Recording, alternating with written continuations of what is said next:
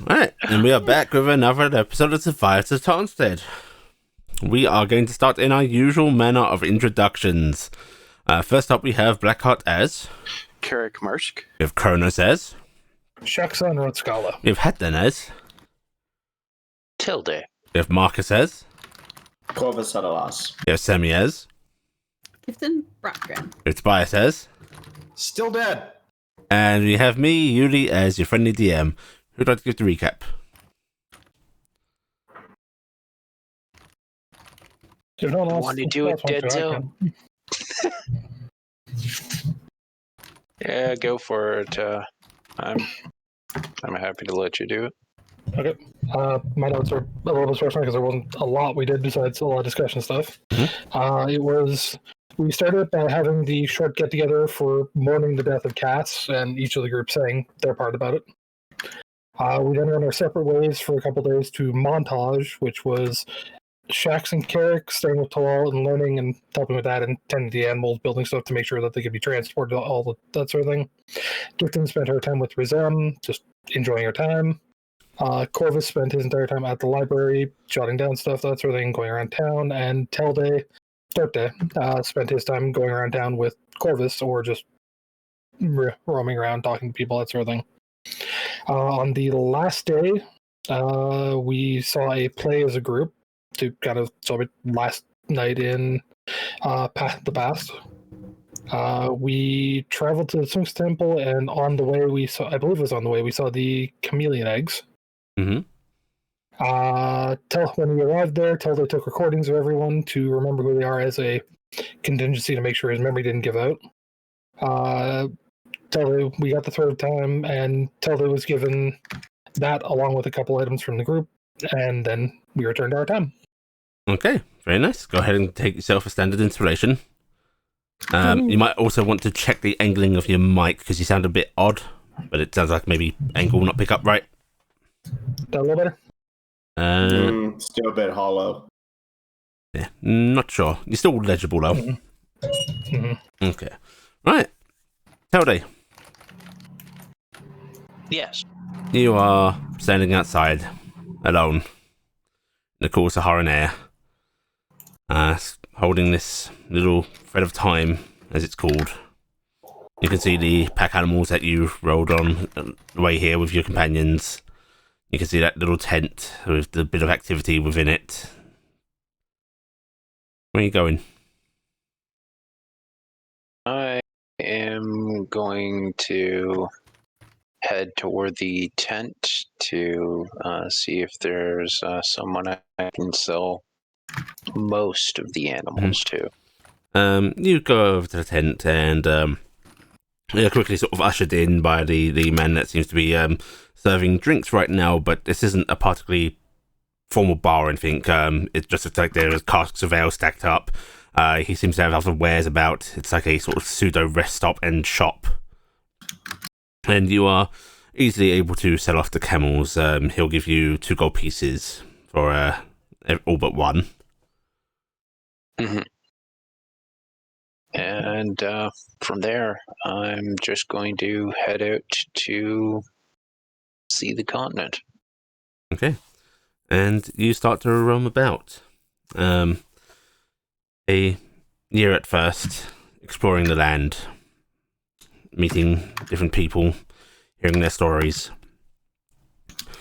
Every now and then, you hitch a ride, traveling with a caravan that's going from one place to another, sometimes coming back into the city, and then heading out elsewhere.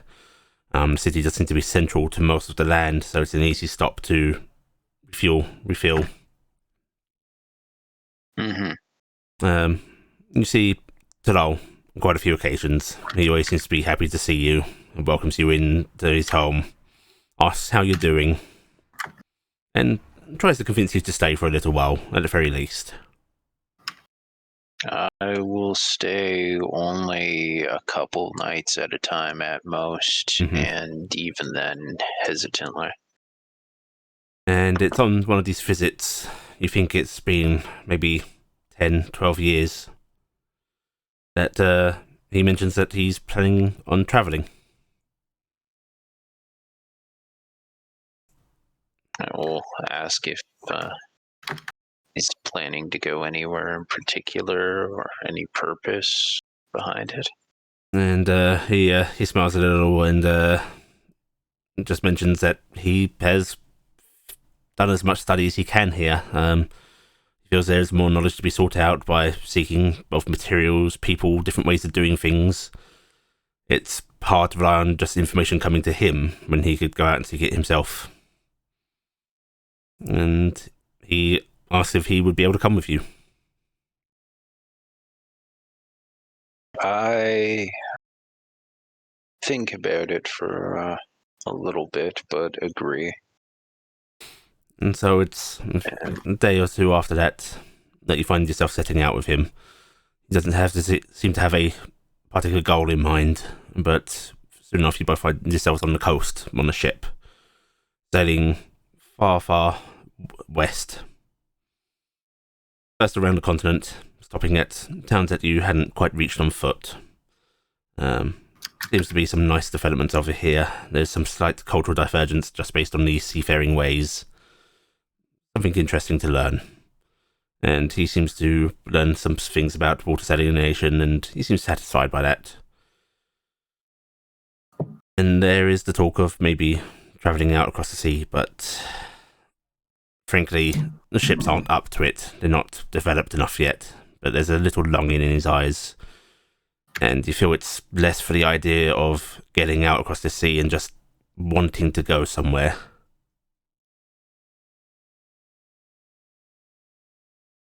And that's when he sort of starts setting into trying to figure out stuff about ships.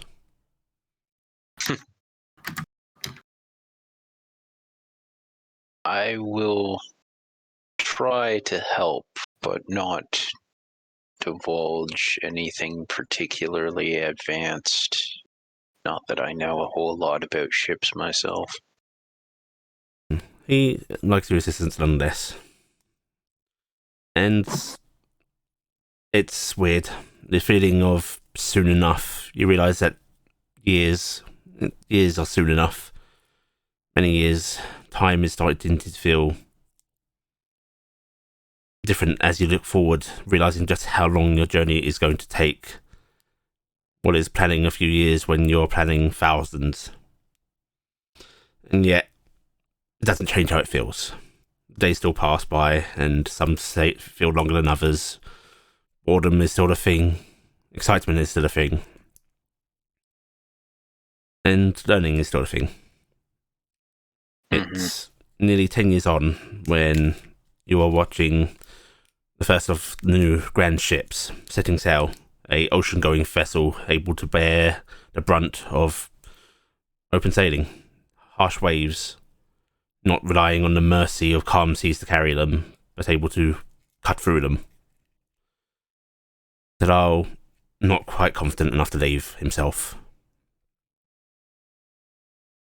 He spoke of travelling, but in the end, when it came to stepping forward to get on that boat himself, he couldn't do it.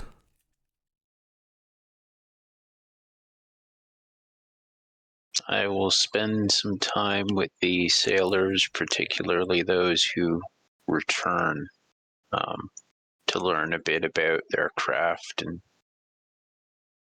see if I can possibly build up his confidence so that he may be willing to make the journey at some point.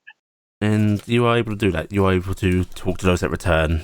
And over the years, you watch this new development in sailing. You watch seasoned veterans starting to treat young ones, learned lessons being passed on, the means and methods evolving, and new information being brought back.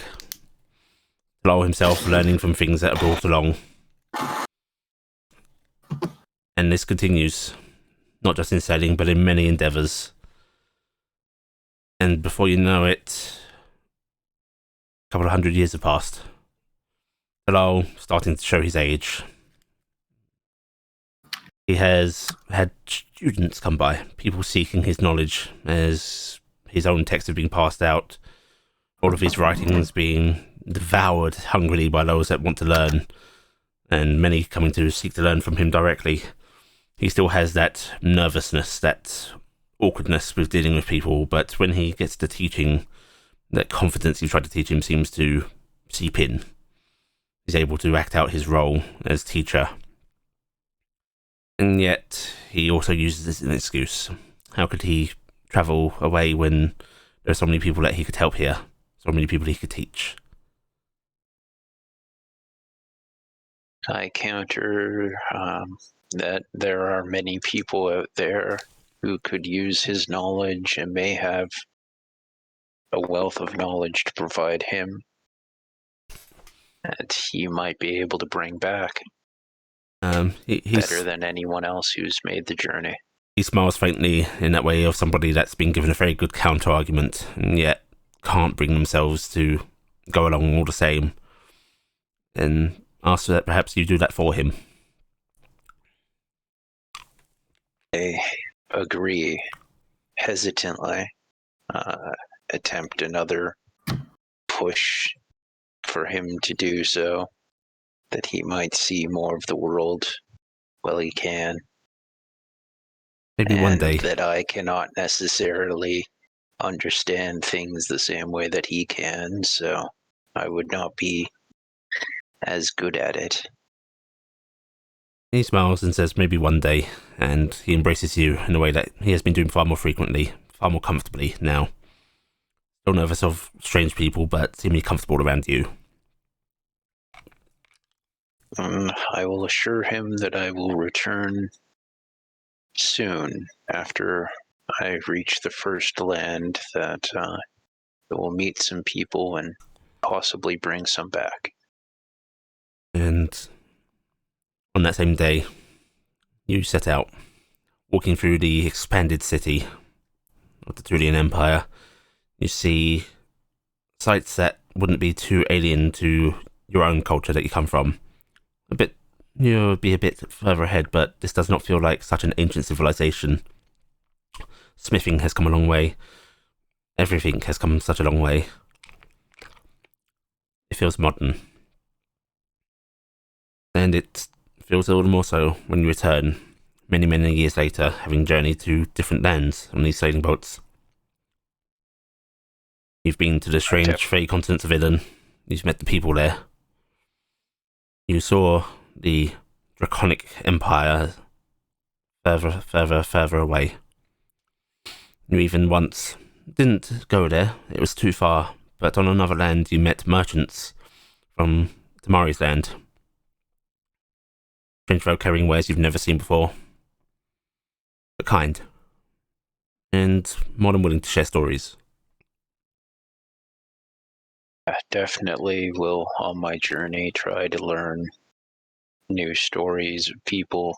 I'll tell a simplified version of the party's story. Talk about some of the people from the party in vaguer manners that won't necessarily say, hey, this Fae who did this thing, or some of those details, but partly as an exercise of attempting to remember the group in and of itself, tell myself the story, which may, as stories often do, change a little bit in the retelling over and over. And during all this time, every now and then, the recordings are played back to you. The words of your friends, their faces, kept fresh in mind, even if the stories surrounding them start to muddy. You're not forgetting them, but sometimes it's hard to remember the course of events, the little particulars. Now knowing more in terms of academically than as if I was there. Mm-hmm. And every 10, 20 years, depending where you go, what you do, you return to Sahar. You return to the Thulia city, capital. And it is on one of these visits that you realise he's looking very old. He's no longer living in this quaint little home. You now see him in this grand building where there are many students, many teachers. Him once looking over it all, but now just spending his time privately. And as you watch him slouch and lean over on a desk, coughing lightly, you realise it's been over 600 years. Your friend is an old man.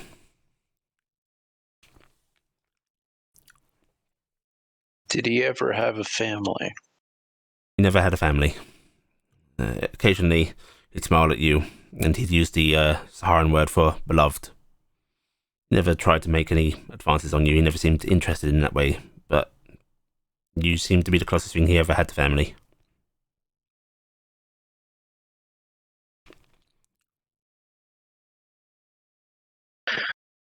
Every once in a while, I would probably, especially returning from a trip or journey, suggest that he find more, but I assume he would make comments about his students or There's always some not excuse, needing the time, or yeah. just the, soon. There's on this one occasion where he sits down, letting out a long sigh, and sort of looks over at you and goes, I'm feeling very tired.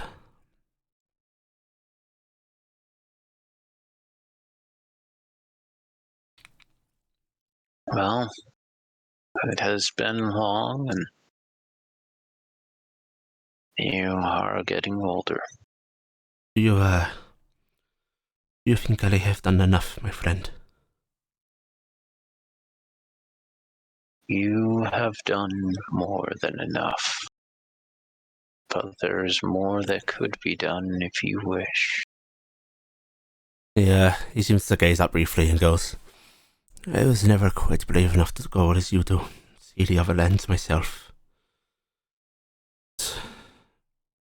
There is one I always dreamt of seeing.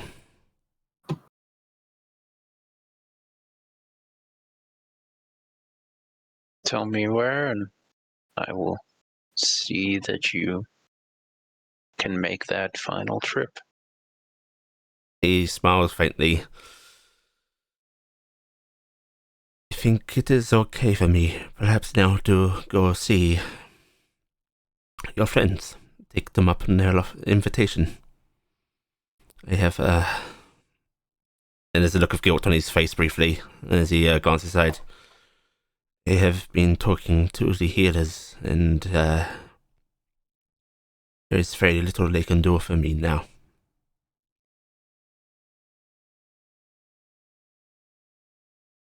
I think perhaps that means it is close enough that I would not be missed. Of course you will be. But it is your decision.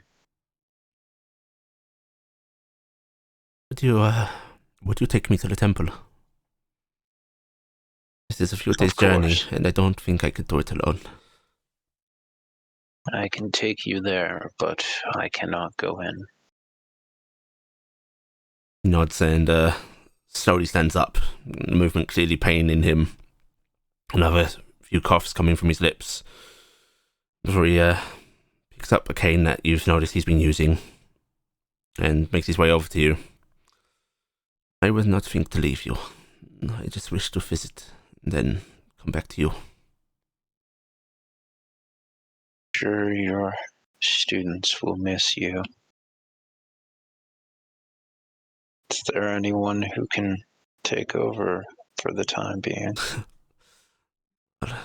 My beloved, they have already been taking over. I have not had any duties here for many years now. I'm just an old fool that they like to ask questions of.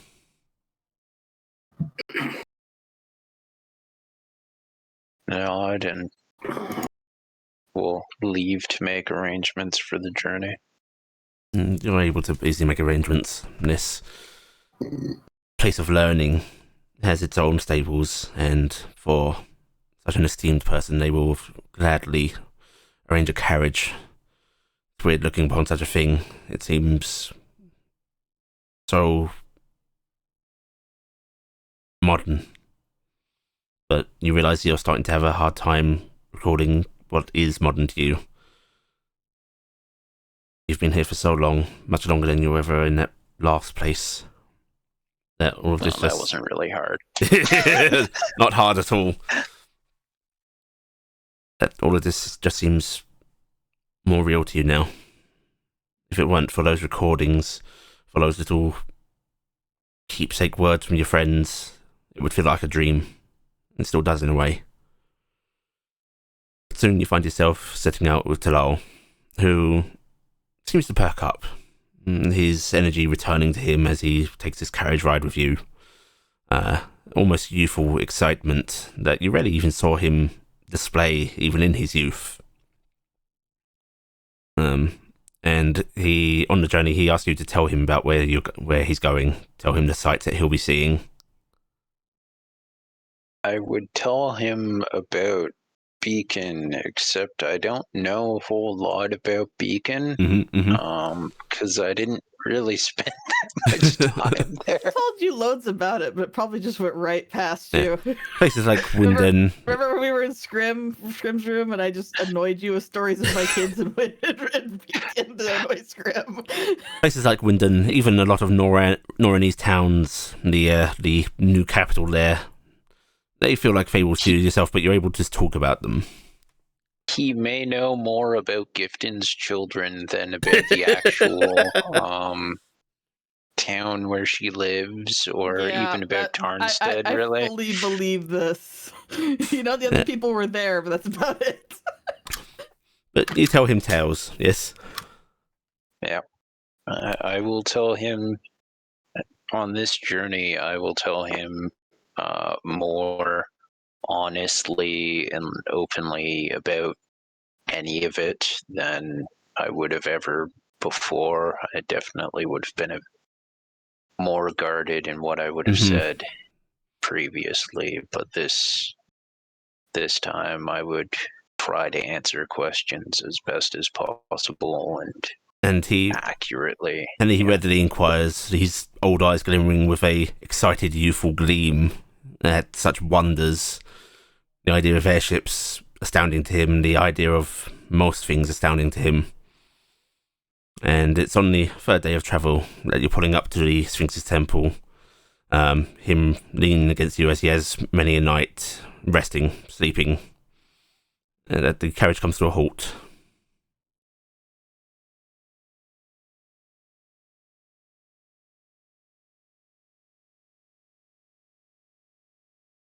I will take a moment and ask him if he is sure that this is what he wants to do. And Talal, resting against you, doesn't answer.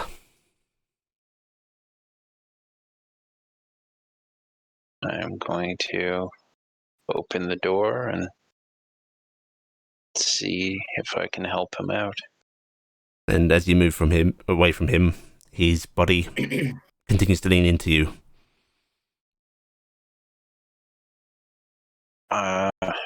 Remembering the thing that Corvus occasionally did, I will check to see his vitals. And there is no pulse. And as you look at him, a smile still on his face. You realise he must have passed while he was sleeping against you. I will futilely try healing magic on him. And nothing works.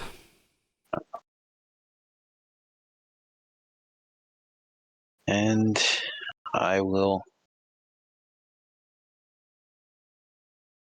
take him out of the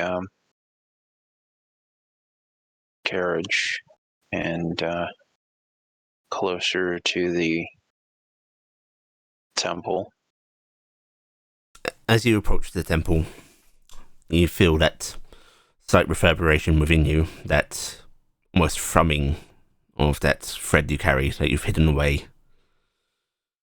And the temple seems to loom, that doorway seeming larger, and you realise you've seen it like that once before. And it's no surprise when you see Sphinx emerge.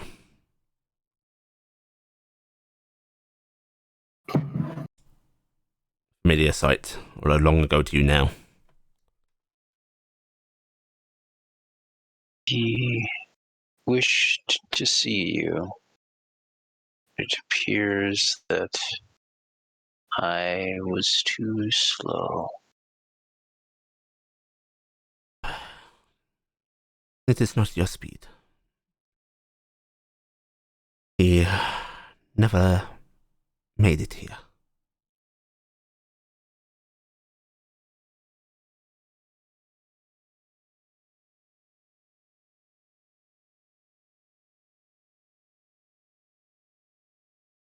Yes, But I will carry him through, if you wish.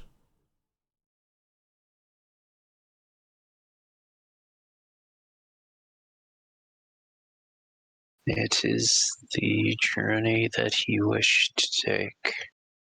Who would I be to deny him? But can I do so safely? Indicating just toward my chest at this point. If you would dare leave it here, you could step through.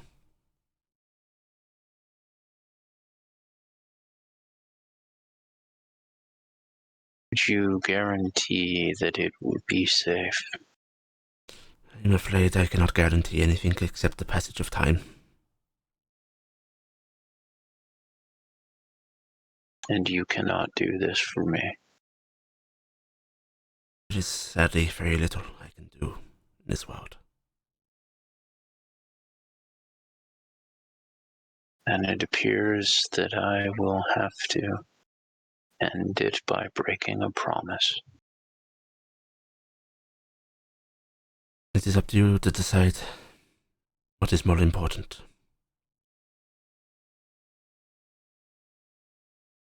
Moment of safety for that. Or him.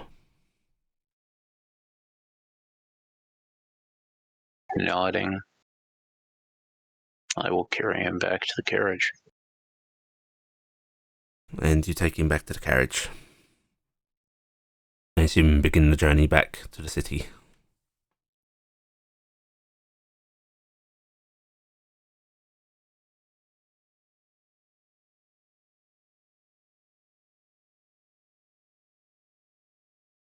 There is much mourning when you return.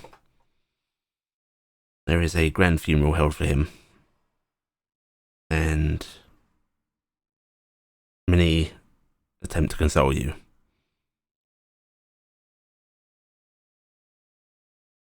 The grieving seems to last weeks for the city. Such an important figure in their society lost. I will not stay too long A couple unless I of days at most. have to. Mm-hmm. And you leave during this period, setting out into land once more. It's on one of these days, final day you're there, that one of the faculty, a face that looks so familiar, and yet so many faces seem familiar now, and it's hard to put names to faces. So many seem to come and go now. Comes up to you, adjusting these robes he's wearing, as he seems to be in a hurry, and he goes, "Master Torday." Yes. How can I help you? I've been looking for you. You are preparing to leave here. Yes. This is all I could do. It is time that I continue my other duties. Would you accompany me for a moment, please? Of course.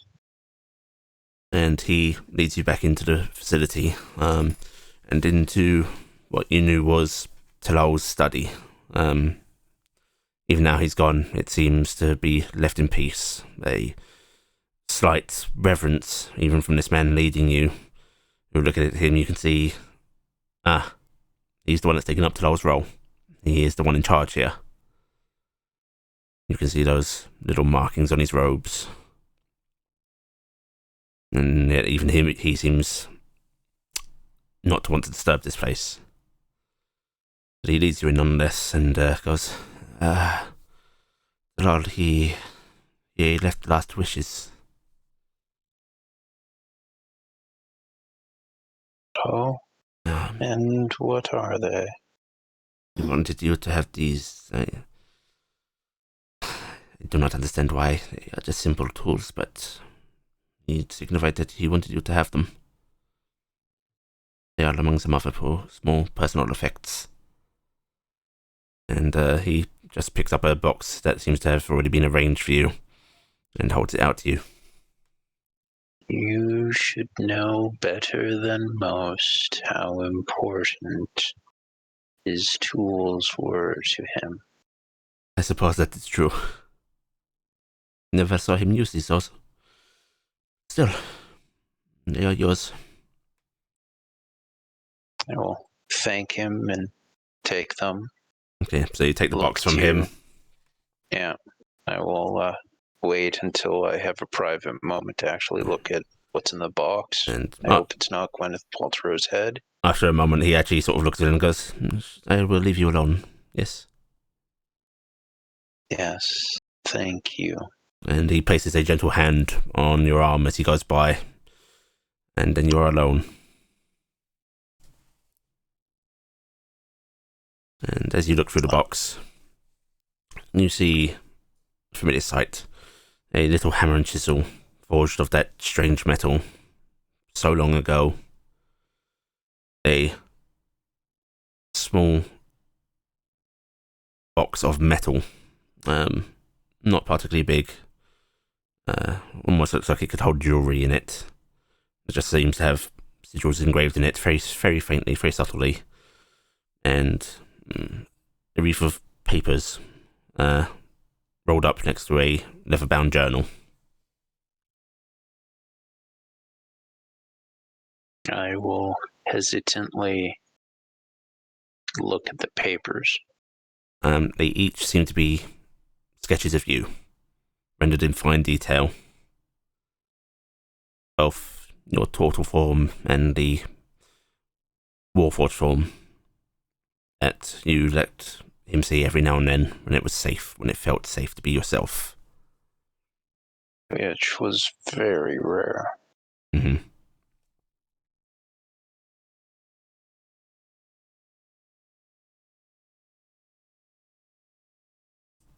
And then I will look into the journal. The journal itself seems to be exactly that, a journal, a diary. It's filled with musings as you flick through it, sometimes talking about his day, sometimes talking about ideas, experiments, sketches of items he's imagined or various things. And the last few pages talking about just how happy he is to have had such a blessed life, to have been able to learn and teach and help people so much. He never thought he would amount to anything, how he felt like an outcast. And yet, in his final days, he looked upon what he had helped create, and he felt content. And he talks about how pleased he was to have you in his life. While it wasn't constant, while it seemed rare, each time you arrived, it was a spark of joy.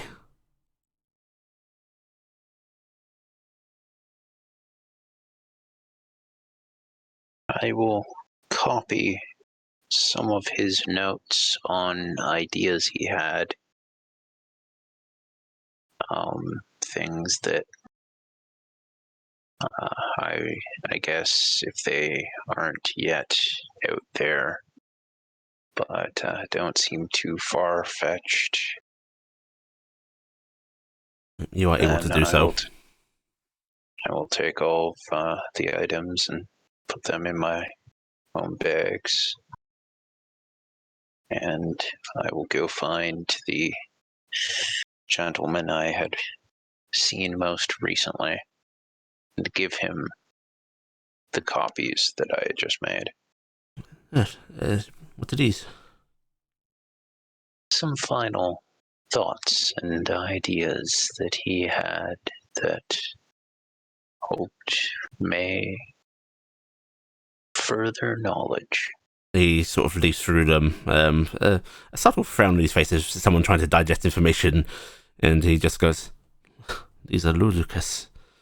They will be very fun to figure it out and make real." Perhaps you will need to journey further to learn more. Others may have other knowledge that may assist. Yes, I think this is a very apt idea. I could accompany an expedition if you wish. You would be willing to do such a thing, Wanderer? It is in my name.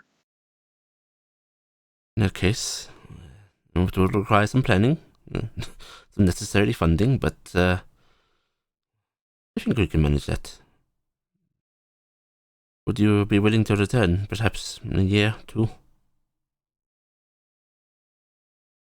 Based on my journeys in the past, I can make no guarantee it would be so soon. Well, then perhaps you will have to accompany a future expedition.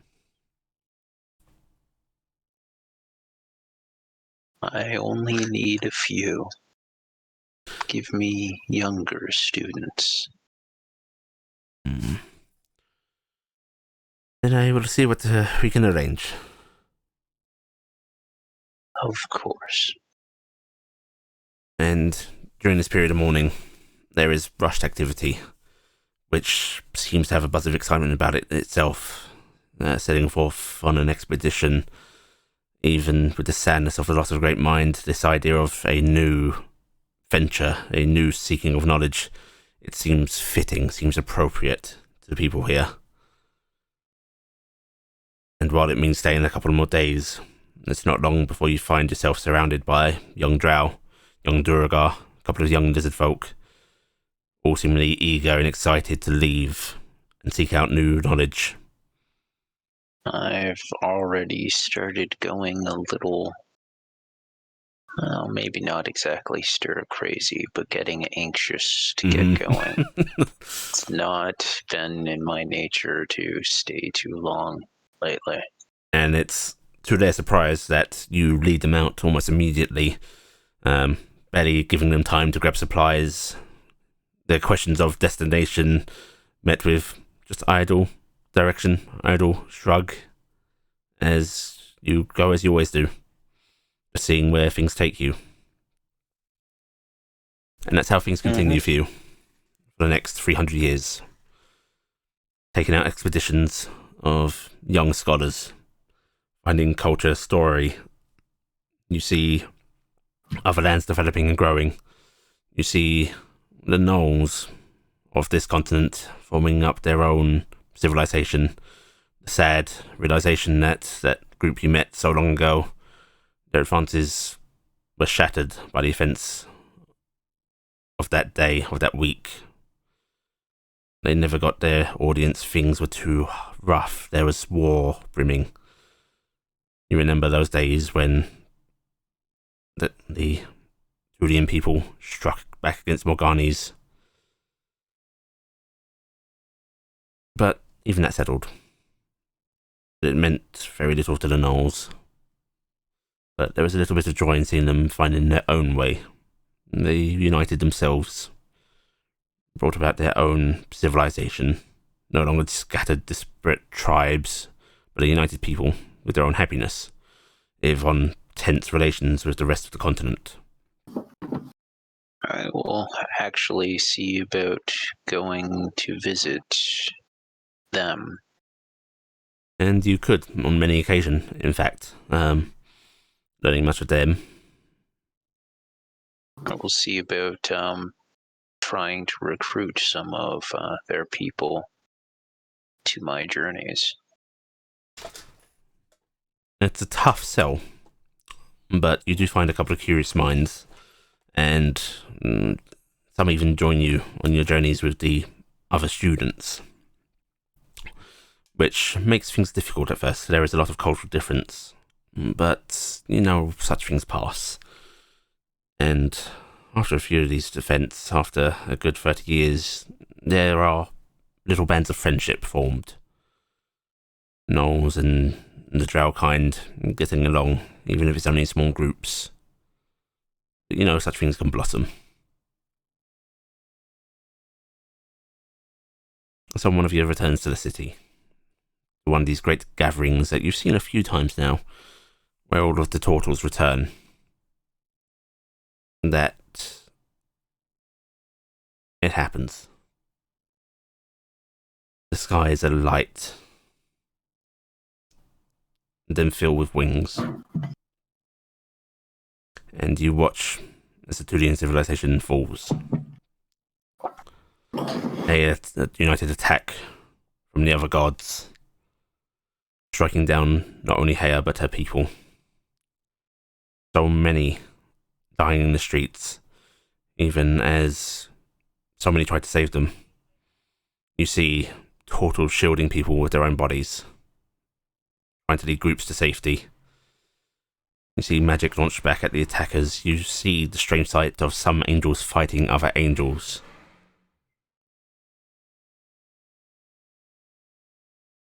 I will, casting aside my instincts over the past centuries at this point, I will do what I can to guide many as possible away, particularly the young. And that's what you do.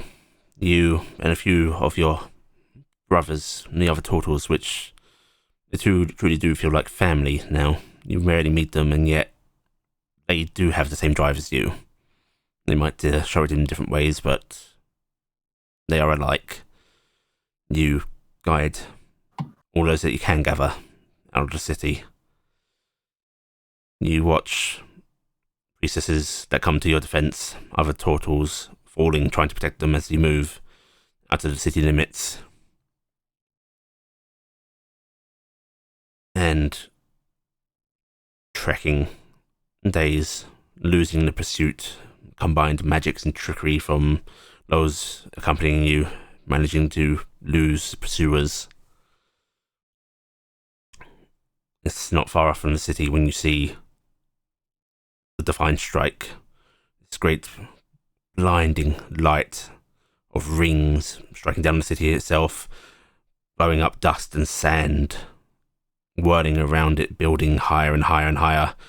The immense reach of tentacles seeming to reach up to the sky in defiance.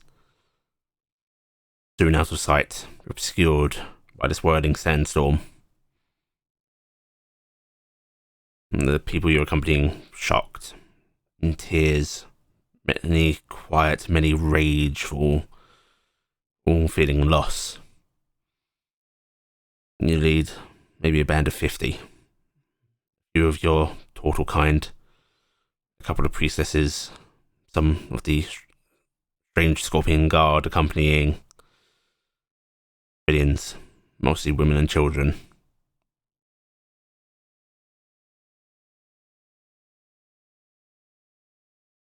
Where do you take them? Going to head toward the temple. And it's a couple of days after you've fled the city and that you arrive at the temple. Even the temple has changed. It seems scorched. You see familiar sight of blackened wings on the ground, just markings suggesting the shape, but you know what that means. There was a fight here, and yet it seems calm.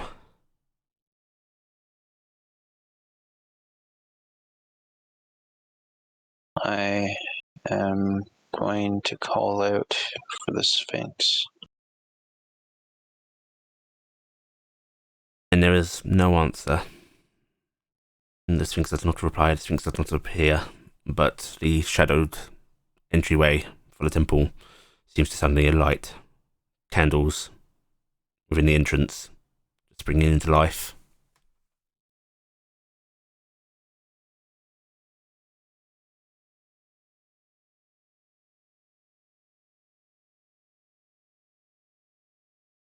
I will near the entrance and beckon for one of the scorpion soldiers to accompany me. Yeah, he comes over with you, tired and haggard. Looks like one of his arms is limp, but he seems to disregard it, just sternly following you.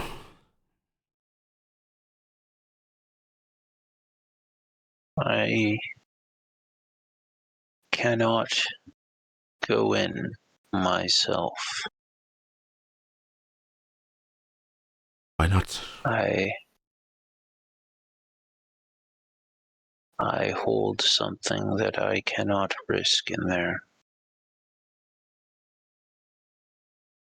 Then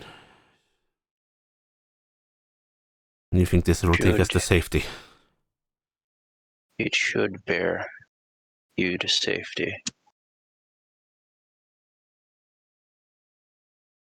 It is the only hope I can offer. And I will see it done. I will see them to safety.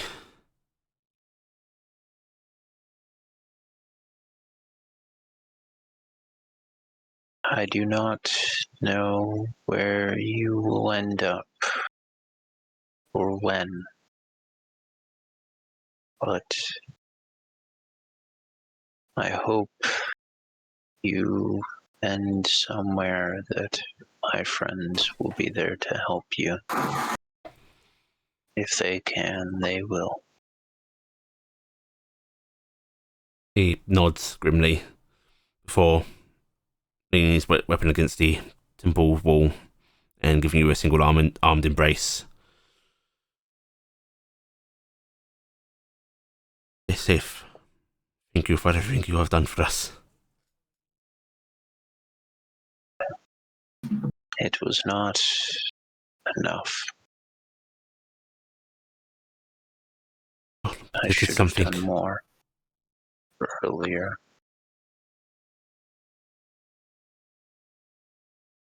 I think we all could have done more. Still. Come, we're going into the temple. You'll find safety there. And he starts ushering everyone in. It's a slow process. A small line of people. But as they walk in, you can see that guiding light seeming to continue on. Something you never encountered with your group. Until finally they're all gone. I will stay another day. You stay another day, making sure nothing happens. There are actually a few stragglers. You think they must have fled their own way. Some have made their way here. And you're able to urge them in as well.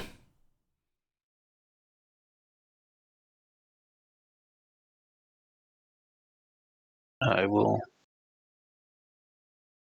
stay a couple more days as others had arrived, so it's possible more will. And then I will go and see if there are any I can help. On the third day, a figure arrives, clad in tarnished, bloodied armour of feline sort. One of the Sphinx Guard, as you know them. They seem to be injured but patched up. And their eyes widen a little when they see you. as if in recognition.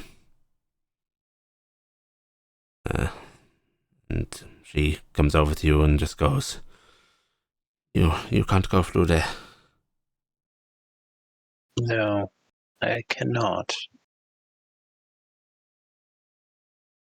Not yet. They have been trying to find people in the wilds, trying to direct them here. Some have. You have done well. And I will continue to do so. But I think I need to rest here for now. Do so. Allow me to help. And I will try casting some healing magic. And the healing does seem to help them, to revitalize them. And they give you a smile, although there's very little happiness behind it. A rehearsed sign of thank you. You shouldn't be here all the same. You are too important. I did not do enough before. But it is said that you will do more.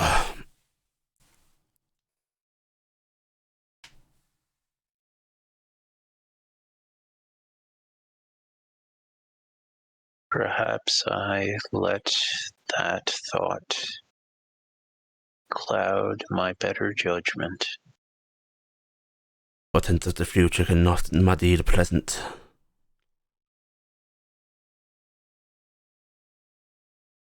This is the present. This is what I should fight for. He smiles faintly and just slowly takes a seat, leaning back against the temple's wall. It is a good fault.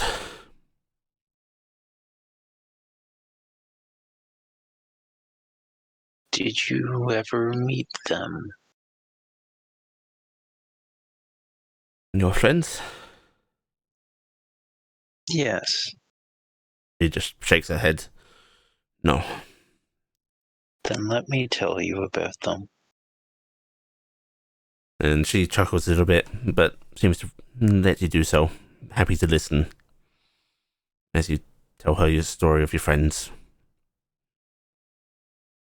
And it's not long after that you find yourself leaving her, first to seek others to help them.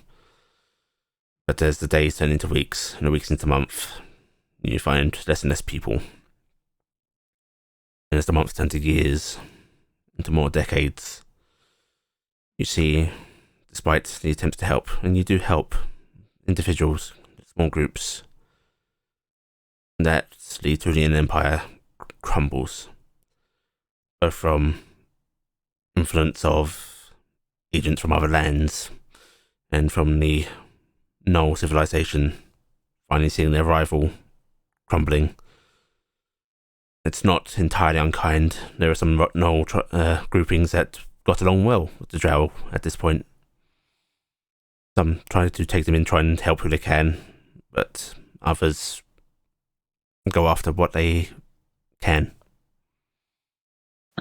This itself starting to split the Knolls.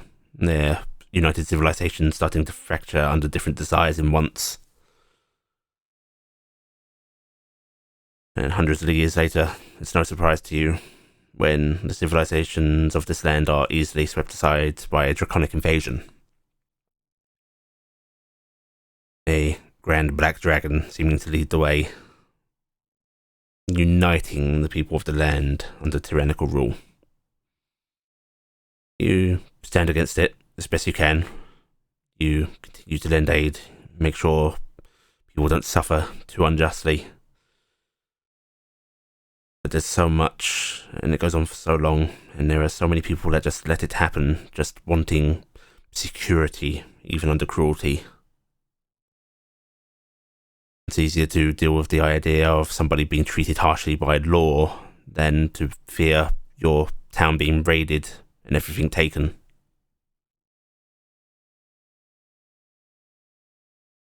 I will continue to try to help people.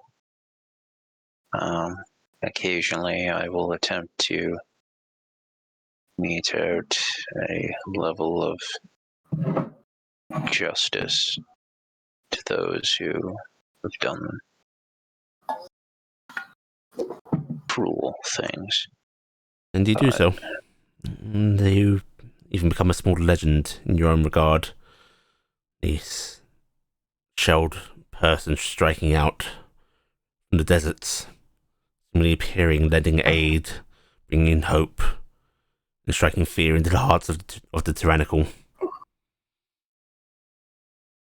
What's the technology like by this point? Regressed. No longer do you see the wonders you'd seen in the Tulian civilization.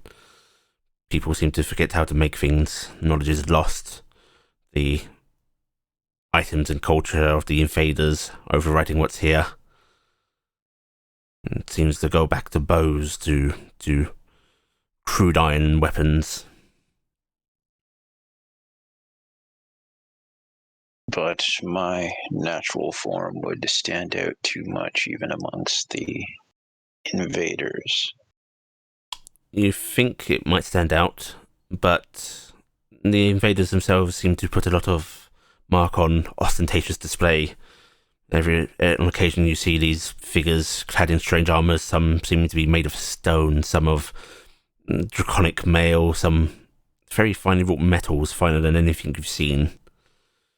And it occurs to you that perhaps standing out is as good as blending in a state. The sight of a turtle is now becoming its own alarm. Very few of your kind have been sighted in hundreds of years. I will begin to use my natural form a little hesitantly as an alternate, perhaps a getaway diversion or something initially, last-ditch effort. Okay. More comfortably start to take advantage. And you are able to do so, and after another couple of thousand years, it feels strange to be in that turtle form. It's now a diversion. It is now a disguise and escape method, or one that gets you sighted just as readily as your true form. But not everything lasts, including this draconic invasion. The Empire prospers greatly under this new black dragon, this young girl who took after her father. But as she grows older, she becomes erratic. She has no heir. She has no heirs, and soon tyranny becomes too much under her. Her cruelty, her lashing out, leads to a rebellion, one that you might have a part in. I would indeed take part. And as quickly as it came, that empire is driven from the continent. The draconic forces pulling back, leaving the natural Saharans to recover on their own. Over this time, you see many people come and go. Some you get to know well, and then feel the pain of losing another friend. Time and time and time again, their lives passing fleetingly before you. It's almost too much to bear, but you bear it.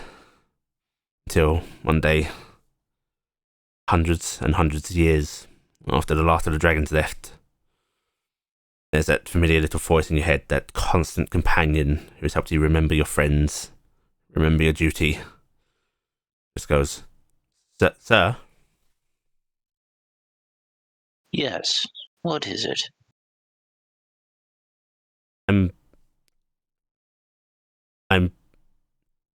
I have developed a fault, sir.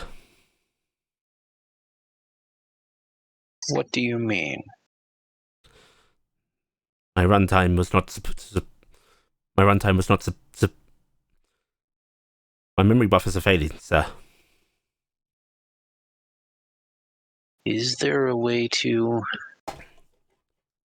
ensure that you can continue down the line? I cannot guarantee my reactivation, sir. Best odds. Best odds. If you survive to if you survive to the modern era, era,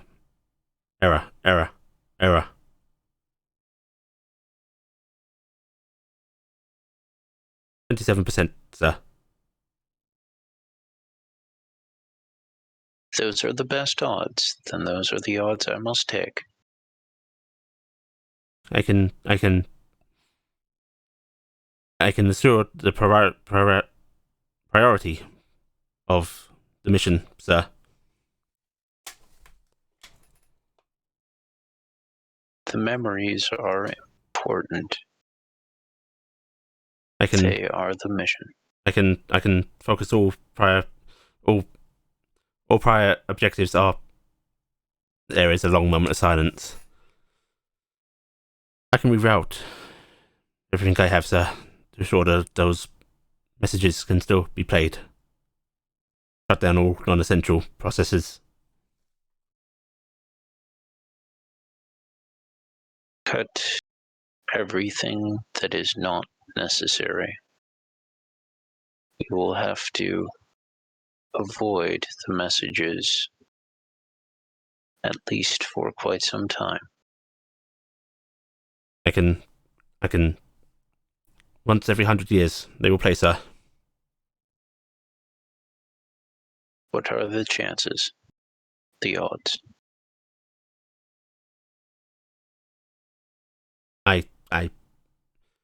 I'm hopeful, sir.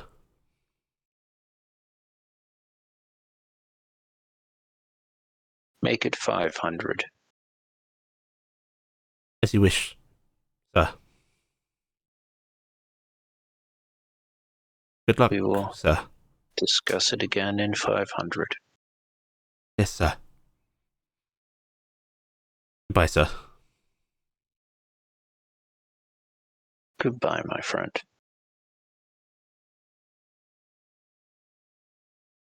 More time for us is alone now in your own thoughts. 500 years passes, and you get the familiar voice of your friend, if so briefly, just letting you know that priority holds and the messages play.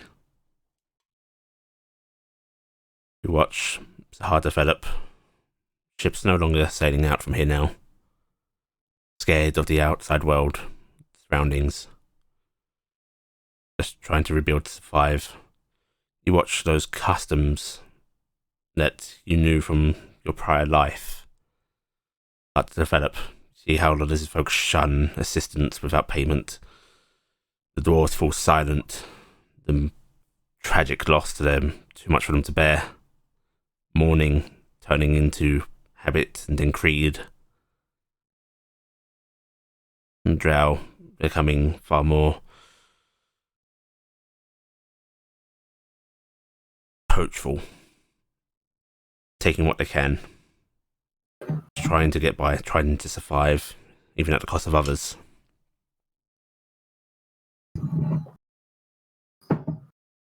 And it seems so little people want help now. Still offer it, still lend it on occasion, but you are regarded with suspicion and fear as the stories and legends of your help during the rebellion fade.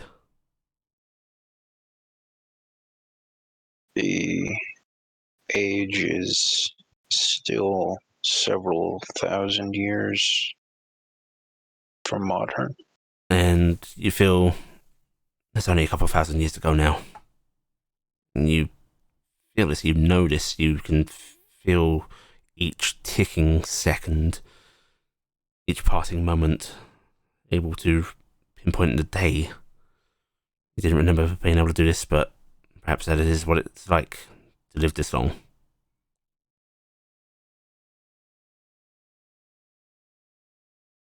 I'm going to leave. Where do you go?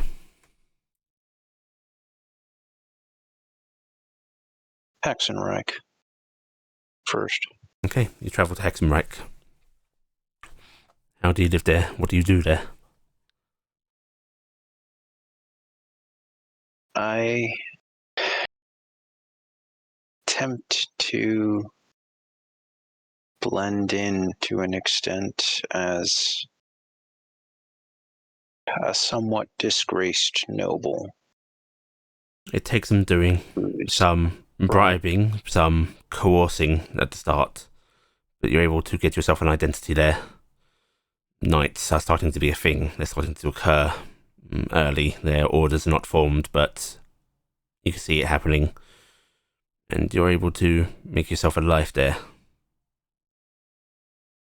I don't plan to stay too long, but I want to learn about this place before I go to You are able to. rest. You see the early separated little kingdoms that you know become the Hexenreich Empire crumbling and falling before each other, starting to unite. Some under blade, some under negotiation, some over just blurring borders. And you see it happening, and you learn its history.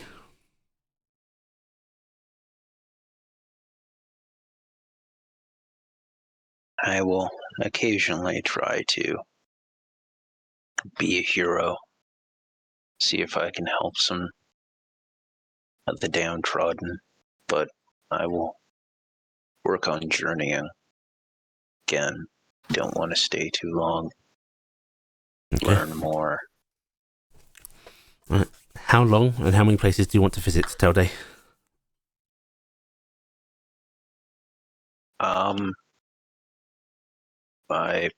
Let me see. Last we did a time check, it was maybe a couple millennia away or a couple centuries away. A couple thousand years away. All right. I plan to journey to as many continents as I can over the next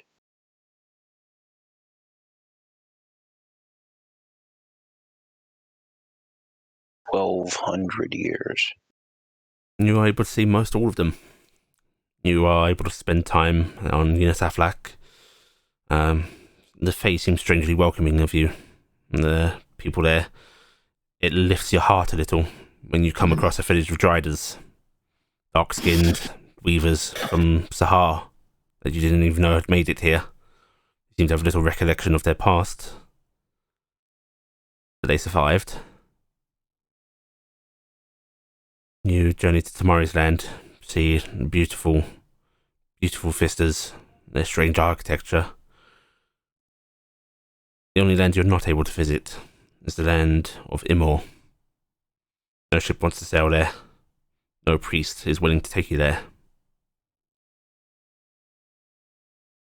I would likely save Barast for last, but I would like to go there toward the end of the journey.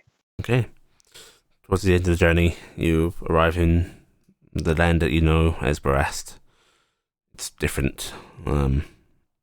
There is a few kingdoms here. And there's one that is known as Barast, but it's smaller than what you know.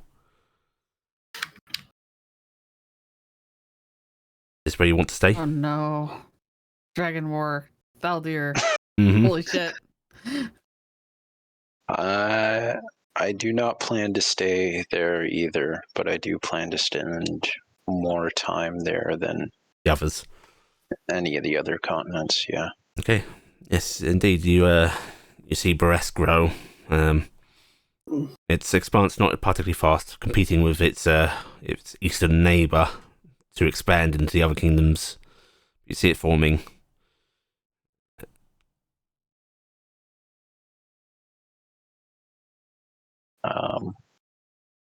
You Again, see firsthand some of the events that you've learned as history, or at least you get to hear about them firsthand, even if you're not there. mhm. again, I will try to help some people, but it's less frequent than it used to be. Things don't seem to always work out, or I'll come back a few years down the line and find out that things got worse and become a bit more hesitant. And as getting near the end of my planned time, I'm going to journey toward where Tarnstead was at some point. Okay. Or will be. You journey to that spot, and you don't quite go there entirely. As you approach, you actually see signs of life, of civilization, and you realise there are Goliaths here. Do you want to approach them? Yeah, I will approach the Goliaths. There's a few moments of tenseness when you do so. Stranger approaching, one clad in armour. They don't exactly have the best relations with their northern neighbours, but when you show that you're no threat, they welcome you in. I'll even offer some food. And if you offer food, and particularly if you offer ale, they will definitely welcome you in. I will have tried to keep not large stores upon me, but some minor amounts. Yeah. It's come in handy from time to time, being able to give people a bit of food or something. And they welcome you in, and they are happy to share stories with you, and telling you about their land, their people. This village in particular is built around a shrine to the voice of the wind, a nature spirit that they say sings to them.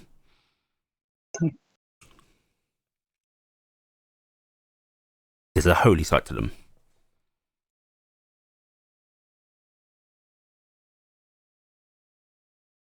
I will eagerly listen to their story, but after some time I will leave, maybe a couple days at most, just enough that I was there. And these people, they actually pack you with resources. They enjoyed your stories, they enjoyed your company, and they wish you good travels.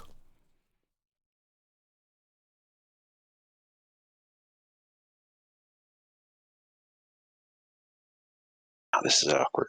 I'm going to start heading back to... I'm going to murder them all and then call up for rest. Hey, quick. Take this place. It's like, hey guys, so nothing specific, but you might want to move in the next 100 years or so. And in 200 years, come back and burn this place to the ground. Just a thought. I will, work on heading back to Saha. It's time starting to run low to an extent, and despite my best efforts, some things take a little longer than intended. And you are able to make your way back to Sahar. Finding yourself back there, it disheartens you to see that things have only faintly improved since you were last here. And you're seeing more towns starting to build themselves up. You arrive in a nice port that seems to have government of a sort. It's progress, but progress feels both slow, too fast and meaningless, and everything at once now. The realization of how fleeting some things be, but how important they can still be in the moment, almost conflicting.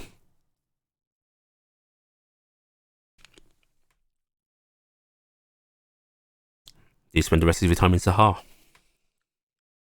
Yes, I will spend the rest of my time in Saha. I may occasionally wander the continent to an extent, but as time ticks down, so to speak, stay closer and closer, and then I will look into finding a place where I might be able to stay for quite a while out of the way. You spend nearly 100 years in solitude. Every now and then, moving to town to get important bits, supplies, mostly to keep yourself in repair. The harsh sands and the winds, even trying to hide, they still get to you.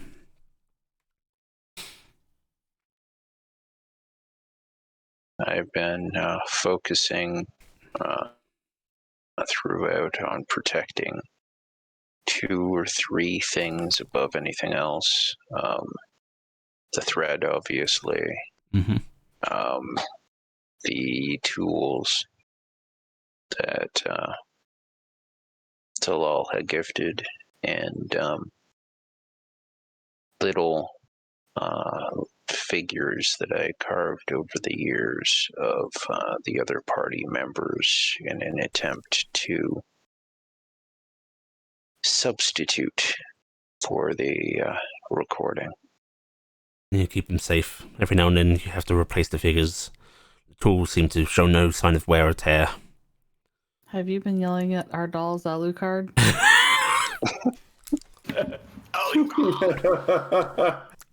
There's 20 years to go till about? day. 20 years until the day. And the land is in turmoil again. There seem to be crusades happening. Mairi and Tavosian men and women coming to this land and attacking villages, taking children. The Mairi not seeming to act with air quote kindness, re-education. The Tavosians less so. Routing out cults, they call it, worshipping a demon Heya. You stay out of this. I will try at first to stay out of it. You try it first, but someone does visits to a village just to pick up some things to patch up yourself. That you see a drow child being dragged away from its mother. Armed men seeming separating them, and you can tell how badly this is going to go as the villagers start to approach and crowd. You can tell how unarmed they are and how unhealthy some of them are as well. This is not a well-off town. You see the sharpness of the weapons, how many of the armed men there are. You've seen it happen before. The bloodbath that's about to approach. You can't help but act. I will draw my sword and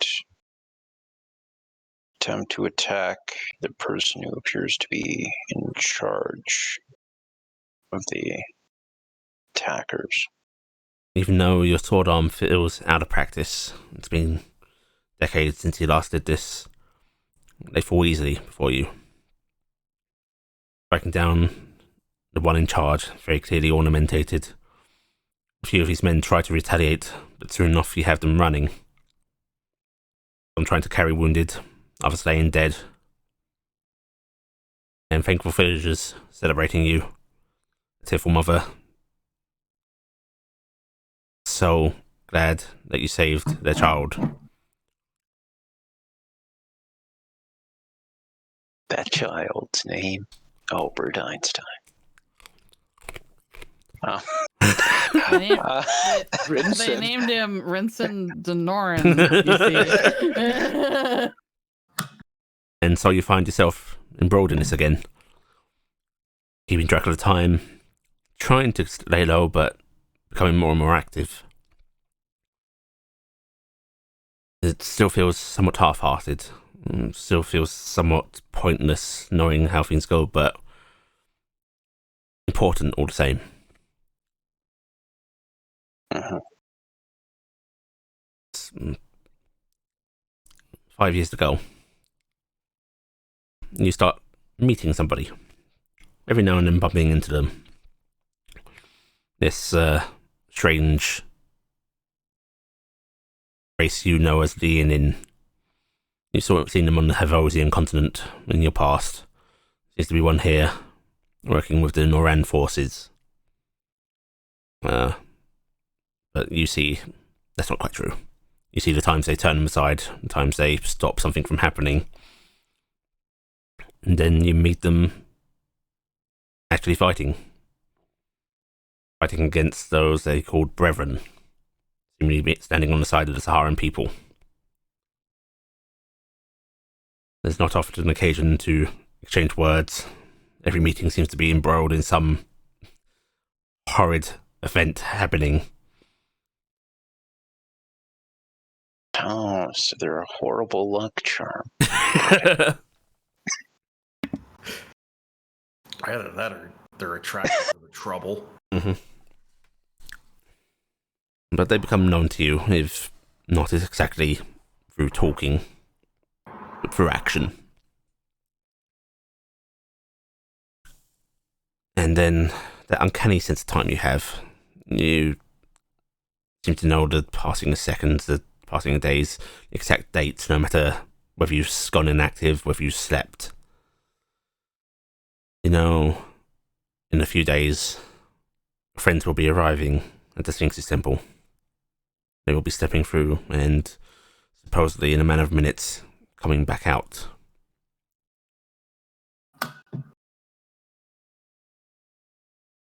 I will gather up what things I had and I will head there. Okay. You arrive some distance away from the temple. Then you set up a small camp hidden out of the way, a few hundred meters off. And there they are. People that seem almost like figments to you now. Little carvings.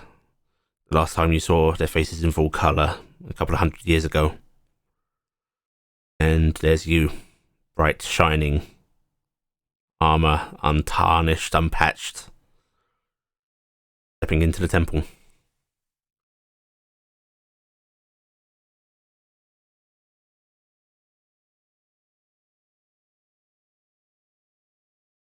I'm going to watch. Then wait a moment for what happens after I Go grab enter. Bucky. Very little wait. seems to happen. Minutes passing. You see the animals left outside starting to get a little restless. Gonna go head to the animals and check on them. Go say hi to Clop. That'd be a good one. Yeah, you start checking on them. Clop and Bucky are sitting right there. Yeah. With the camels. As you approach, one of the camels is like trying to edge away from this great beast. Clop seemingly just relaxing, almost sunning himself on some rocks, just sprayed out mass of tentacles. Which is unsettling the camels. This little goat bleating at him. And as you approach, Clop stands up, his body quivering as if in alarm of someone really approaching, and then just relaxes and reaches out to you. Hello. They remember Clop. You are familiar. And it just slowly, gently reaches out and brushes these appendages against your arm.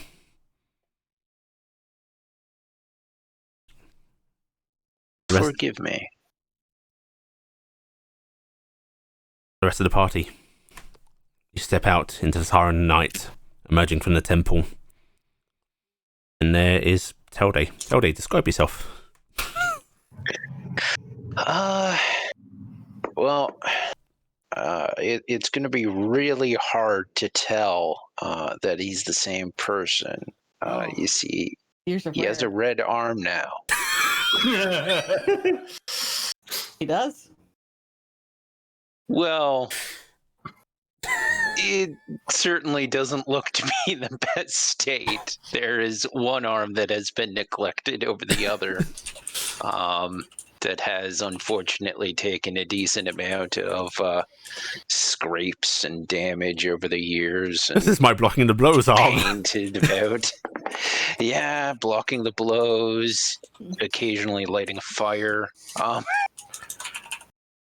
It's been used for a few things, so it's not in the best shape. It looks a bit more tarnished. You actually were handed. You were right-handed, and it was really hard for you to adjust and fit and do maintenance on the other hand. So one just started to gotta go after a while.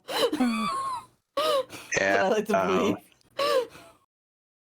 But yeah, aside from looking more tarnished, not really wearing any clothing at this point, aside from the cloak.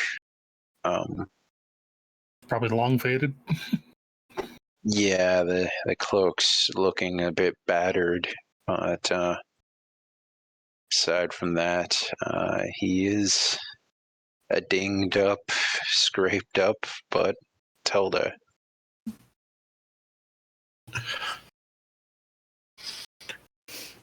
Well, it seems you made it through. Wait, still Trixie. 1 second. I refocus my brain. A moment. So still have my disguise on. Gibson just goes, "Help! I cannot get rid of the accent." I'm going to say it ancient Zaharan because can't turn it off, motherfuckers. It's good to see you. We just saw the Sphinx, and she said she was that somebody was coming through. How did it go? You look really beat up. I'm sure he has a lot to tell. I am sorry, but Talal will not be joining you. Houston's face falls. That is unfortunate. Oh no, what happened to Tal? What happens to us all eventually?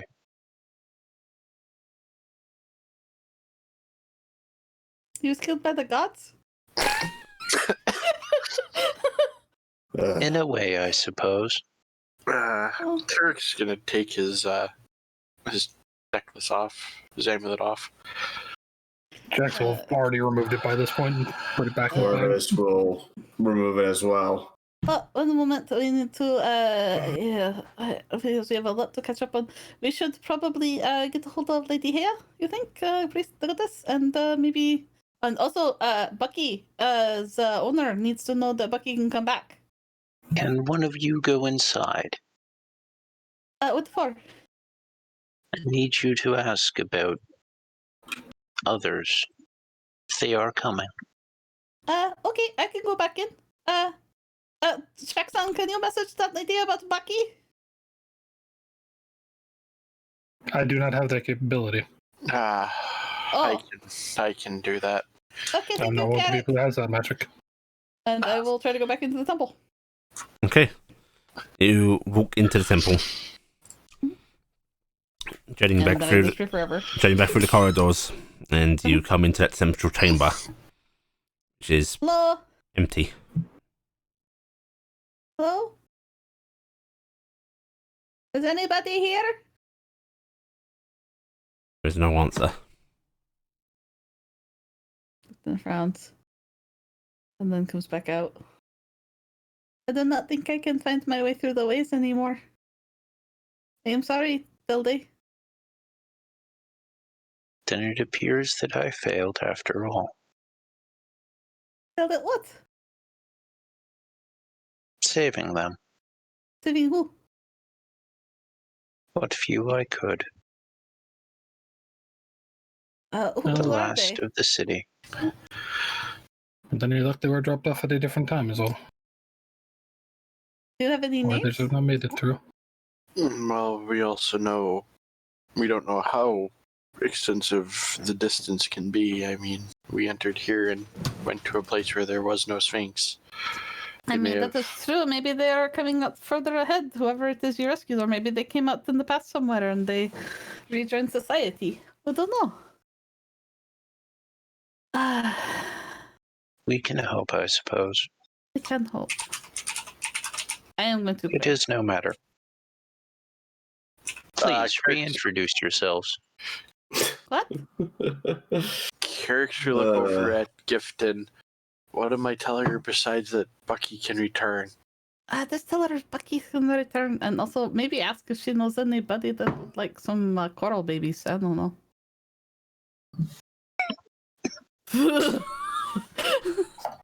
I really didn't think Your that little menagerie. They're my friends.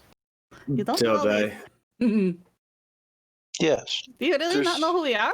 It's been a long time, Gifton. There's no Oh. telling what he has seen, I'm going experienced. to adjust and remembered. pull my Ring of Human Perfection back on, which I reattuned, and I'm going to turn off the amulet, so immediately going to Human Gifton. I am Gifton yes. Rotgren. You are this one. I will pull out the smallest of the figures. It's actually a very, very well done rendition of you, Gifton. It's also not much smaller than any of the others because, why Uh-huh. But it's would I smaller. do things to scale? Mm-hmm. Yeah. Just I that look little at it and go, bit. wow, that's really neat. You're a really good wood carver. Can I I have hope this? so. Or are you keeping it? I suppose I do not need it anymore. Well, maybe you should keep it. I'm easy to lose track of. That way you can be like, have you seen this woman? Guys, you hear her? Bleh! And Bucky just vanishes. What? I was Okay. going to say he was our guide to No, this he was place. he was a guide to the Sphinx Temple, and he was supposed to be sent back as soon as he got us in. How do we? All right, so I'm Gifted. We are That's going Corvus. elsewhere. That's Shaxon. That's Carrick. You know, clap. This is Treble. Treble, say hi to Clap. Dingus. I'm summoning Dingus back out. Hugging Dingus really tight. I'm going to likewise summon Merrick. Dingus seems Bucky. confused. Looks like he was in the middle of eating something. And just sort of. Oh, my baby, I missed you so much. And Oh, there's some nothing. And he looks a little concerned. There's some concerned flashes at you because it's only been a few minutes to him. Oh. And you have a funny Merrick looking is, little picture with you too. Trop is actually reaching out as Treble's doing in return, and there's some flashing lights between them. Oh, I'm going to make the whistly noises that I know how to make now and say hello to Clap. Trop seems to shudder briefly, and then there's even more flashing and waving a couple of his appendages, seemingly happy. Yep, I'm very happy in communicating. All right, and then I'm going to go, okay, I should probably get a hold of Haya, though, and let her know things. Because, wow, we could use a tree or something, because we should get... Are we not going to carry these eggs all the way across the continent? What are we It'd doing? be nice to find a place to leave them. Yeah, I was like to use the airship at least, or back to Beacon. We can easily get Or them maybe, back like, to Beacon. I mean, but I cannot get back also here. these are Haya's creatures. So if she wants them to stay on the continent, then they should stay on the continent. She I mean, the goes ones to that her. are hers, not yours, Yes, Carrick. I I understand know. you got guard drakes and you got fennecs, but I'm just saying that the purple worms and the corals are kind of hers. The Kinda. purple worms we do. We still need them. Though. We need the use of them, but if she wants them to stay on Saha, that's fine. We just need the use of them. That's fine. There are so- some alarmed words tossed your way as emerging from the temple is a scorpion guard speaking a language that I don't think any of you now natively speak. You recognize it? I think Saha. Ancient Saharan, who is leveling the spear at your... I'm going to tap my amulet so I can understand again. Okay. Hold on. It is okay. I will reach into my bag and ruffle around. No, that is not it. Nor is this. There's a lock I believe for this some is it. reason in there. Excuse me, are you a traveler? You're I will. speak our tongue. And you're putting your amulet on, Telde. Yes, I will put it on. It might take me a moment or two while they're talking. You look like us now. You did not. Yes, this is a blessing from the daughter. I have a thing that lets me proper draw. But I do not understand how you are coming out of the Sphinx Temple. We just came out a moment ago, and I did not see you in there. No, you did not see we you were- either. I did not see you when we were coming through with Aquila. Did you come through from Aquila? Kira told us what way to go, yes? Oh, this is very complicated. Okay, one moment. One of us is going to need to pray to the goddess because she is going to be very excited to see you. Is there anyone else with you? And he glances back over his shoulder and looks back at you. Around the corner, yes. Okay, it is safe. I promise. Look, I hold up trouble. See, I have the little light creature. I am friend. You And, notice that his eyes are on Shaxon, and then drifting to Carrick, and then Corvus. Shax will calmly hold up a hand like a pause. He will reach in and pull out another one of the pendants, show it, and put it on as well. And they're just using disguises. It is not a problem. It is not a problem. I promise you. And Telda, you put yours on, and his eyes widen. You. Just saw you. I am sorry that it was not a simpler journey. It's very simple. We just walked through some corridors for a few minutes. It has been You about have 10,000 years. Yes. It is a very different place. You jest. I do not. Going to pray to goddess. Great daughter, your people have returned at the Sphinx Temple. I mean the people of your land from the past. I believe they would greatly like to see you. There is immediately the displacement of sand as she arrives. Heya appears as if she was always there. And Yeah, get him, dogs. the temple guard's eyes widen further. Please lead them out so that they can see the daughter. My goddess. Please come lead them out. You have done well. You're here. We felt you go. We felt your grace leave. I'm here. It's okay. Please come out. And he's sort of trembling, steps back a little bit, and you hear him holler back down the hallway. It's safe. Please come. And the rest begin to emerge. Eric's gonna put his amulet on too. Corvus is just gonna step away. Gifton's gonna hug Dingus very tightly because he's probably very confused and doesn't understand words from Mommy's mouth anymore. Dingus is looking at you very oddly, his head going side to side. Mm-hmm. And give him a kiss on his head, and I'm gonna pet Trouble, and I'm gonna move off to the side and then just go sit down in the sand, like away along the thing. Just kind of get out of the way and let them have their moment. I'm gonna drag the cart with us. Okay, so you all move aside. Telde, whether you decide to go with them or stay here, Heya takes a moment to come up to you, and she actually reaches out, takes your hand. Thank you. I did not do enough. There are so few. But they are still some. Saved more than I could. I should have done more. We can always do more. But it does not mean what we can do isn't important.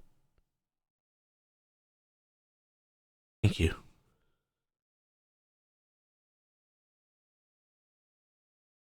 See to them. And she squeezes his hand briefly as she nods, turning a little briefly to go, before she pauses again and just glances back over her shoulder. You made Talon's life very happy. I hope you know that.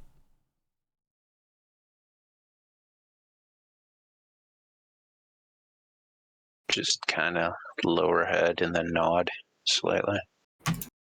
He regretted nothing. And then she just lets go of your hand and moves off to see to her people.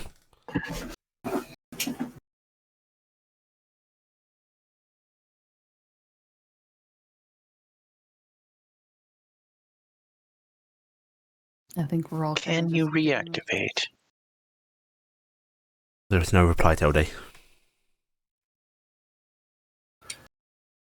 Unfortunate. Who are you talking to, Tilde?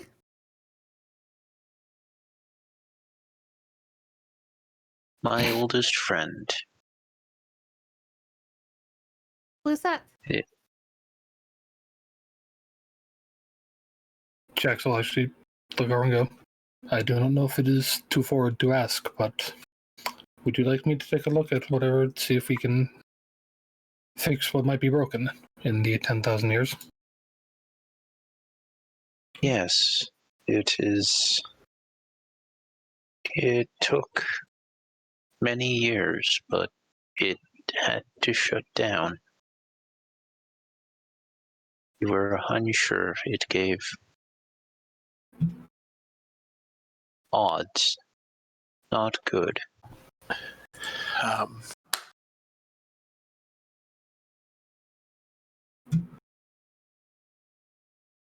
I'm sorry, Tilde.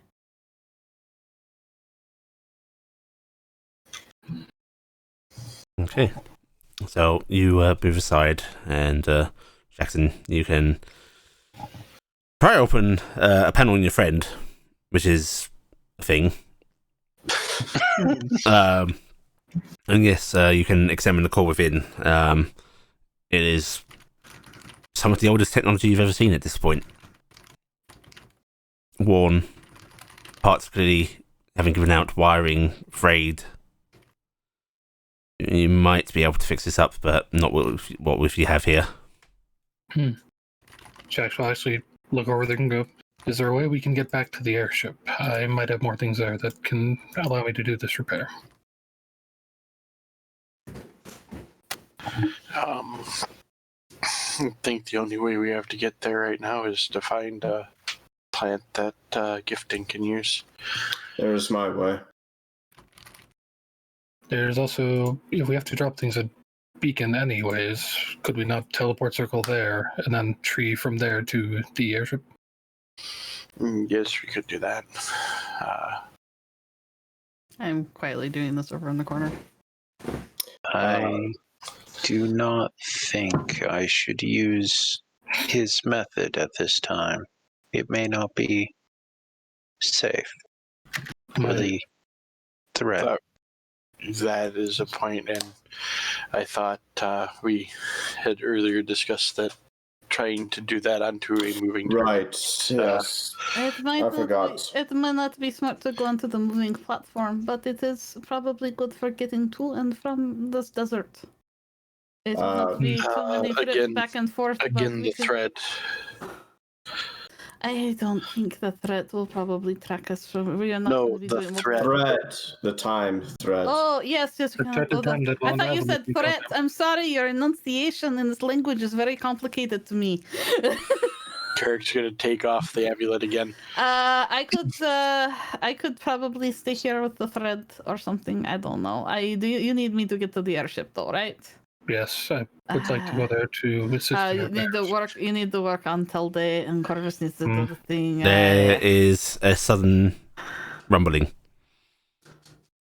as from Boris will the open his ground eyes. about 20 meters away from you starts to dip. Oh, that's not good. That's And not then good. We Suddenly should be fill with moving water. away. Oh. Oh what? And fill with water. And then you see a tree starting to grow next to it. Heya's work. And indeed, if you look over at Haya, you just see her lowering one of her hands, not even looking in that direction, as a small oasis blossoms. I will bow my head in thanks. That seems that we have a way. I shall hate to we- interrupt her, but as you mentioned, the two that we brought, if nothing else, should be Why offered. don't you go talk to her since you are the one who Okay. here? She may want this as well, and she's gonna offer trouble over. You will pick up trouble. Tribble flashes a purple of alarm and just wiggles its appendages at you, Gifton. How about I leave him with you and see what she decides? I know, but I have never seen any like him here. He is very important. Yes, but I can ask without taking him, and he seems to want to stay with you. For now, at least. All right, for now, but Out of character, what were You the are name of very the things special, again? Because I Double. keep mishearing it, I think. The lizards. The lizards? Which is Yes, Chameleon. yes. the- Sam. Oh, God. You don't ask me to say it again. I was actually What's that? Sam, because Sam's one that keeps saying it. I thought you kept calling carols. I thought they were corals. Corals, that's it. Yeah. Corals. Okay.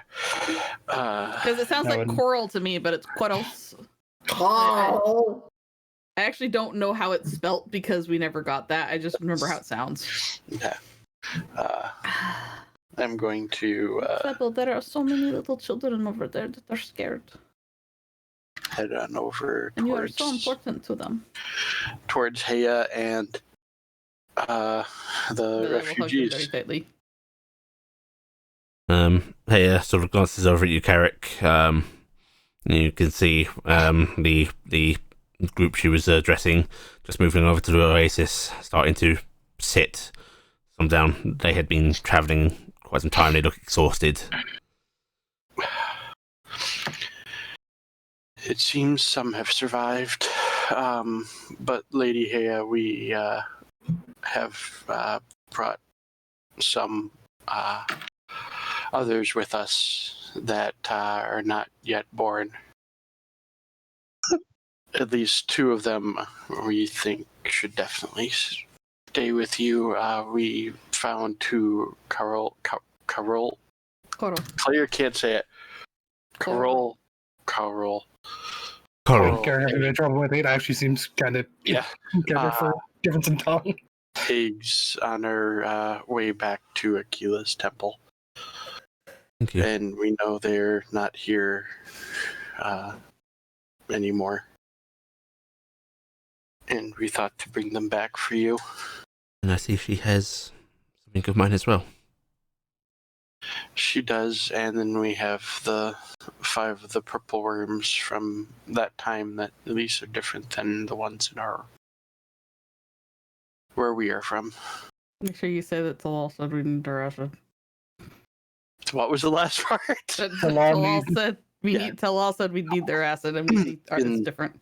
In the case of the purple worms, those we brought, because Talal said we will need their ability to process the ore with their acid. But the coral eggs, of course, we brought for you, and Gifton tried to give me her little trouble to give to you also, as she has not seen any of them here either. Gifton, you see Heya motioning to you as if to approach. I will come over very respectfully. Thrust.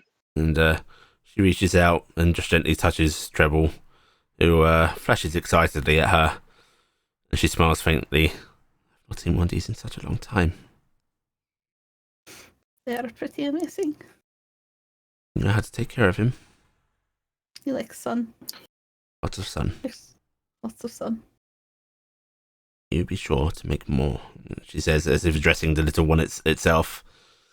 How is it going to do that? I didn't get another one. They can just reproduce.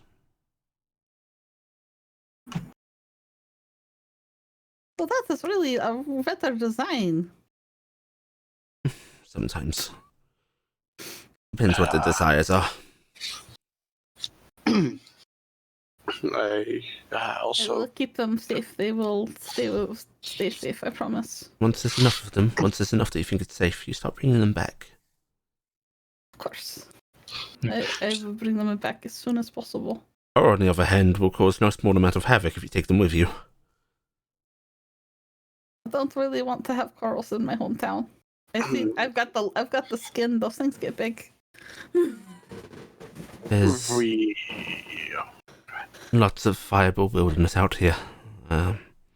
If you'd leave them to me, I will make sure that they have somewhere to thrive away from people for now. I also got brought, I call them Phoenix. I have not seen any here yet, but... There's a brief crack of a smile on her face as she seems somewhat somber during all of this. He also gave me a quail. I don't know if that will help. They are both doing quite well here. That is good. Devin just run by random. As you say that, just two run behind Derek, screaming. I suddenly go, wait, who let him out? You'll find quails in such a lot more around lush coastal regions. The I'm going Phoenix everywhere. Pull something out of my bag. It's wrapped in a bit of cloth and hold it out to Hea. What's this? It was Cassie's. She reaches out a hand, touching it briefly, and lowers her head. Oh, sorry. Yes. I want to send you back to die. I know. I don't think any of us knew what was going to happen back then. I'm sorry that we messed up.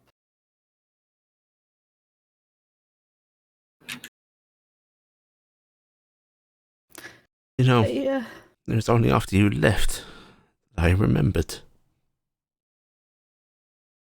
Well, you do remember that I called them fuckers. Yes. It was my fault. I should not have gotten involved, but I I've had heard trouble. this part of the story. Looking over at Gifton. When I went to see Hea in the temple, Cassie and Corvus took off their disguises and kind of let everything go. Made very ostentatious demands of me as well. I just wanted to hug it. That's all. I thought it was gonna Derek be actually nice. laughs a little bit at that point. He looks at Gift and goes, that does not surprise me at all. And Yes, she actually wraps her arms around you again, Gifton. You got one then, you get one now, and you know that it's not a reward. So, It is a reward to me. you should keep that. I will. It will keep my children asleep when we sleep at night. Yes. Lady Hay, do you wish for the rest of ours back? No, you will keep those. My gift to you. I hope you enjoyed the forms. Very much. I have my complaints, but this is not bad. Can I ask why you chose her to be one of yours?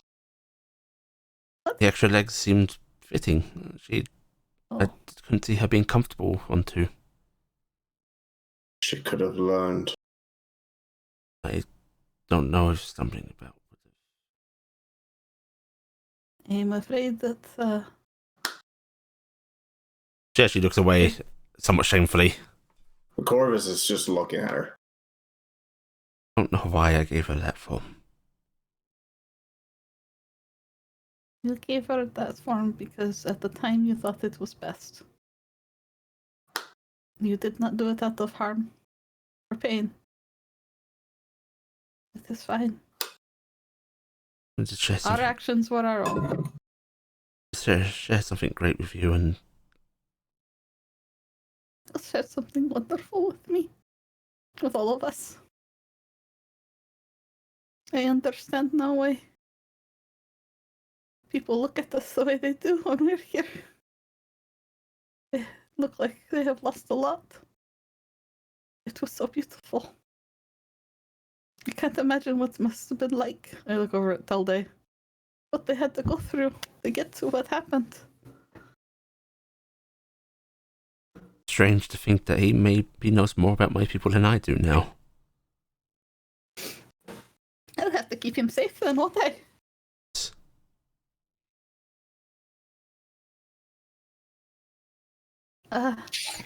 Well, I will use this very nice tree that this beautiful goddess has made for us, and we will get all these things out of the way. I think that was always there. I don't know. I remember this being a plane of glass, I say, looking around. She smiles a little bit, looking around, and goes, I think maybe I should start fixing this place. I could make a small dimensional home for them for a bit while you make it a little bit more hospitable. You'd be willing? If they would not mind. How many of them are there? There's a group of roughly 60-ish. Fuck, I don't think I can fit 60 people into a magical mansion. Still. Mansion? It might be a. It has might be like a little tight. it might, well, no, it's not that it's not that it's a huge space. It is. I think it's But 20. I think it only lets you have 20 people in it at a time. Yeah. And she smiles a bit and just goes, sure, I'm a goddess. At least you don't mind editing it a little bit, and I will. Or do you want to do it yourself? Are you talking about Magnificent Mansion, by the way? Yeah, I was gonna say, Magnificent the Mansion. only amount of things it has for any mention of number of is it's Feeding 100? Yeah, feeding 100. So Then, Okay, so yeah, Yeah. I will use my wish spell slot for the day, and I'm casting Magical Mansion. So I'm casting Magical Mansion, and I will do it up in the style of a big, beautiful building that I had seen from the past. Open up the door and just kind of motion, like, here you go, someplace to sit and rest. Have plenty. It's just mostly set up for comfort, beds, pillows, food, drink, and like the whole thing. That everything I could have gotten from being around Razem for the last bunch of days is I'm trying to make it as nice as I can inside. while they're doing that, Shax will, as long as Talde's okay with it, basically be doing little maintenance he can, like go readjusting a servo, going, try moving your arm now, that sort of thing. This will help them. I think you got this. And I will go wait over by the tree quietly because I'm feeling awkward. I attempted to do what repairs I could. Lady Hea, Yes? we do not need to discuss it right now, but on our trip through talking to Aquila, she said that directed me to speak with you about possibly a mortal being able to harness the power that lets the Sphinxes control their pathways to do lesser magics, possibly. I just wanted to say at some point, if we have time, I was hoping to maybe speak of you, but right now there are more pressing things as he looks over at the refugees. But sometime, maybe, if you would deem it worthy. You are already worthy of me. And she's going to reach out and place her hand against your chest. And there's no particular feeling to it. There's no grand glow. She just pulls her hand back and nothing feels different. There. You'll have to think on it a bit, but the power should come to you. Thank you, my lady. I will use it for only good. And I'm gonna bow to her and as the Fenix start. She's actually going to look over the group of you. What about the rest of you? What about us? We did not learn anything, have we? Do you like... Am I getting... Like what? I can impart some small gift, some knowledge, and same as I have for him. If you think there's anything that would help me, I would take it. But I would not take anything that belongs to your people. They have lost too much. Not taking anything from them.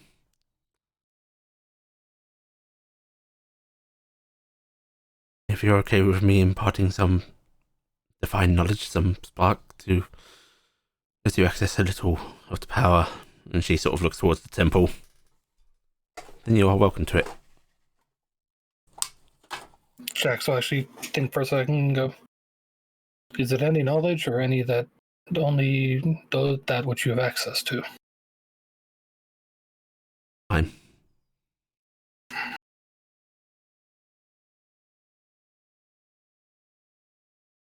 All manipulations of it.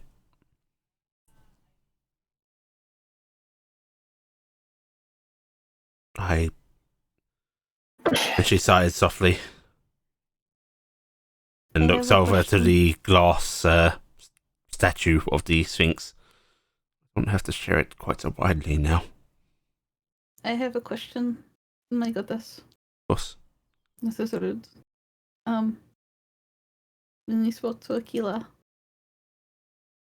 she loves you so much. And I know she died and she is cut off from time now, as she is. Where did she go when she died? She swallows a little. She,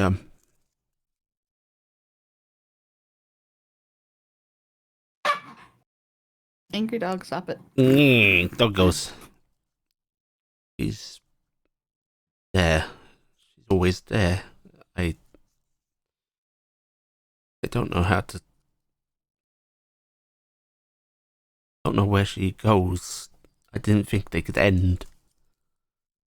Well, she is disconnected from things as it is. I'm still in my fucking Trixie illusion. I have managed to pull an angel back from nothing. I would try it for her, but she was worried about what it would do. I would not try it without your permission and hopefully hers, but Not without some thought, but thank you. I will. Oh, She did so much for so long without any thought to herself. I would do whatever I could to help. She was a real beacon of hope, you know, for her people. Thank you. And she loved you so much. All of your people do. And how can they not? Yeah. I grant the rest of you the gift that he already carries. Who's he? She looks towards Telday. A small glimmer of power. Call it a blessing from Aquila, perhaps. I do not. Oh. I see. Not quite what she could muster, but is this enough to impart a little bit of knowledge? Something to manipulate with your own power. Thank you, goddess. Thank you. Corvus What? will nod. All you casters, you have access to the Chronology spell list. Yay! Oh, interesting. Thank God Wish Spell lets me get there. Surprisingly, Wish Spell let me get there anyway. I mean, Desmond, to be fair, you're a druid. Isn't your spell is just... Oh, no, it's cleric that's that way. So yeah. By the way, that's just chronology, not both sides, correct? That's not gravitas, know. Well, let us go. Where am I taking everybody? Are we going to Beacon to drop things off, or what? probably Beacon first to drop off the things that we do not need to bring onto the airship. And then after like I said, I would like to go to the airship to hopefully repair Telda properly. Let me do the trip to Beacon. I can open to the circle. One moment, I need to inspect this tree really intently. This is a very lovely tree. What kind of tree is this? It will take me time to draw the circle. Chronology is not on 5e. Chronergy shows up if you put in spell list filter only Chronergy wizard. Yeah. is not a specialized. Yeah. They're Oh, usually yeah, the conjuration, I wizard. think. Okay. Mhm. Oh, I see it. Got it. And Carrick is going to start. I'm gonna guess it's gonna take a minute or less for Gifton to learn the tree. So By the way, all of you can actually do a swap out of any of the spells on that list for one of your existing ones, if you so wish. I'm going to have to do it right away, but it is a one-time thing I'm going to allow. Okay.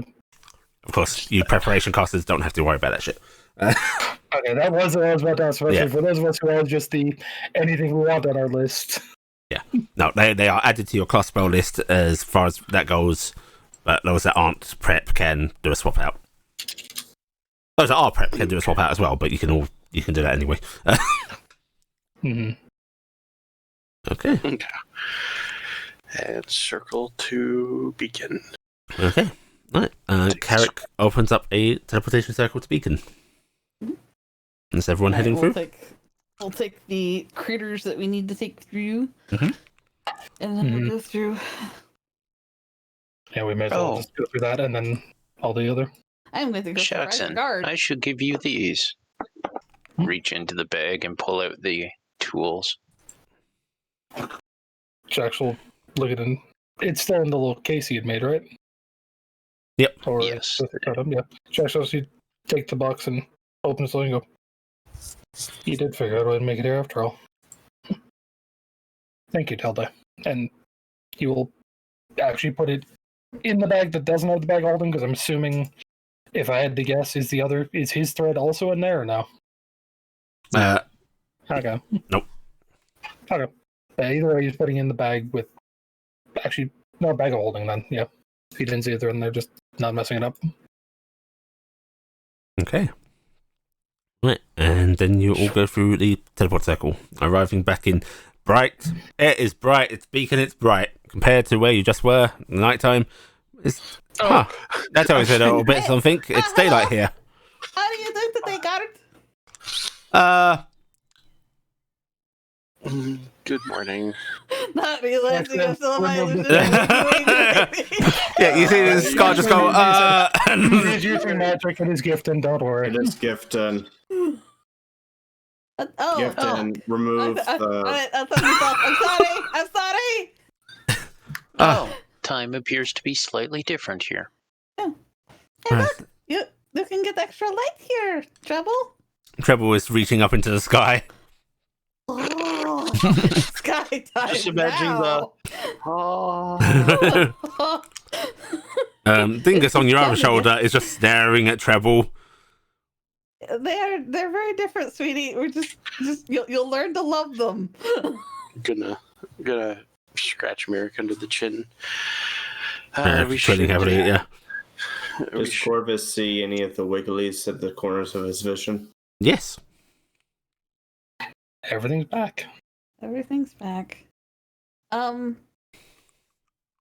you have that, Carrick? Yes, I can. I'll take them. Hey, guard. Ma'am, this to go to Wyndon. What are you? What sort of? Go. Yep. Hey, Do okay. it. I'm supposed Do to it. log things that come through, ma'am. That's fine. I'm coming through. Unlog You do them. not need to log All it. right. What do you need to log? He gestures at the carts with the eggs to touch. Oh, well, this is a quail. Okay. Oh, how many did you want to retcon getting quail eggs wise? Actually, I discussed with, That's one with quail. Sam. We were just saying One. Okay. Mhm. Because it's just kind of funny, honestly. And those are some guard drake Them eggs. those are fancy eating eggs, aren't they, Yeah, ma'am? they're fancy eating eggs. Yeah, we've got a lot of fancy eating eggs, is what we have there. Okay. Animal. Okay. And Eggs assorted. And so I have a Zaha parrot. You can put that down.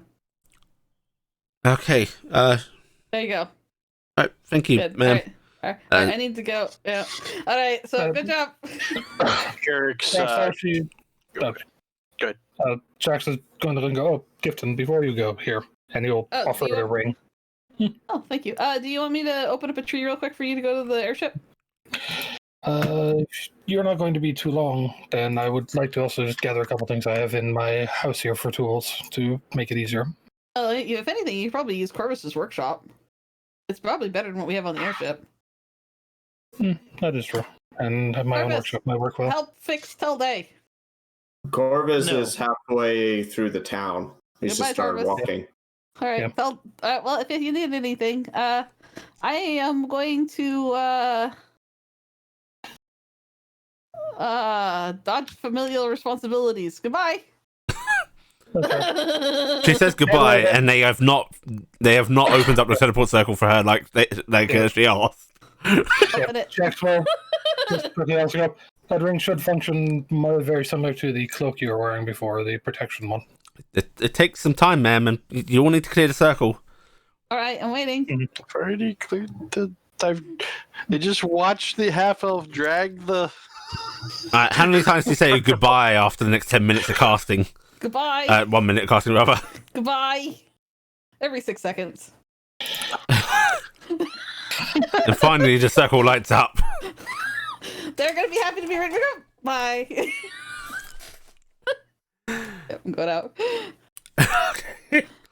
I'm gone. Fucking reunited after 10,000 years, Tilday, and they're already splitting up. 5 minutes for us. You will have to remind me who all of those people were. I will do my best. Come, I am let's pretty sure I'm get walking you repaired, my friend. to as far as I can before I have to break Tilday, off. Warforged are here. Warforged like you. Yeah, Warforged, Tilday. Last time I was in this area, there were many more Goliaths. At some point, I would love to hear the stories that you remember of your adventure through. But I think getting you checked out by Shax is important, and I need to go get these back to my house. They are most likely all dead now. Wow. I'm glad I'm not there for the dark Tilday conversations. Yeah, there's a reason I'm up and winded now. Everything is so fleeting. Welcome, new nihilist Tilday. Yeah. Everything is awful. Well, maybe Shax will fix that too. Not saying that in character, by the way. As Corvus is walking away, he's sending the New sending. Okay. sending out. Right, so Unfortunate rules. I think you're supposed to News. Yeah. Unfortunate rules I for have you. questions of how the dyslexia did that, Marcus. What? I have questions I don't of know. I don't know. I didn't really wonder. I was like, that's a pretty specific one. Right, It so must be news. Carrick, you, Wasn't Michael / what's his name living in Beacon at this We point? don't know if they are. We don't know they if were they're off there. They looking got for lucky. Cassie's dad. They're off looking Yeah. for Cassie's dad. Ah, right, yeah. They basically got a key and then went teleporting off to go try and hunt Cassie's dad down. They were given someplace to shack up if they needed someplace to crash. But Mhm. they And yes, I couldn't remember what exactly the spelling was, so I just put Michael. that's what, I just typed it to help. Yeah. See, I've never spelled it Mikhail. Oh, I thought Yeah, I was gonna say, I'm pretty sure it has been Michael. is that actually how it's spelled? Yeah, it's Is that Michael. the Michael. Oh, I thought it was spelled like Michael. That's where the biblical Yeah. name comes from, Oh, okay. which is where the modern name comes from. Yeah. So Carrick, you're taking eggs back to yours. Yep. Okay, you're gonna have a little angry wife. I'm gonna say. You're gonna. Yeah. Little. I just laid comes- all comes- these eggs. Comes in with a bunch more eggs. And strange. And the screams. Phoenix, yeah. And the Phoenix. So you're gonna get a scolding, Carrick. Yeah, I had a feeling. Yeah. I'm gonna make the rest of the party pay later. Shexton and Tilday, you're gonna wait to go to the airship to work, or are you going to head somewhere else to do it? Honestly, Shax's house actually probably has enough of a Yeah, workshop. and if we you've got a can decent integrate little that place there, here. Yeah, he's probably got the same amount of, if not better, tools here. So I he's going to go attempted there to and try and fix work on it. this arm in this regard, but I am not sure that that was the most optimal move. I have Now not been I able did to not raise have my many arm above my tools. head for at least 3,000 years. Now it opens in There two is a directions. clicking every time I attempt to turn my head. Jax will actually be, as Sarah's Well, mentioning there's things, actually Pile will of actually sand be and noting gravel. down and like noting down and trying to figure out exactly what good fixes would be in that. Like I just- he's actually paying rapt attention to. I should be fixing this. I should know what the problems are. Mhm, I just mhm. really appreciate the idea that there's just this massively growing pile of sand and gravel as you clear things out. And at one point, like the bird, Yeah. the bones of a small mouse and shit like that just died in there at some point. Oh, that is much more comfortable. You can spend. This will take you actually quite some time to get Telday sorted, but you can start working on him. Corvus, you send that sending off, and there isn't a reply because Angel should be aware that that is a bad idea for a lot of people, if they are in control.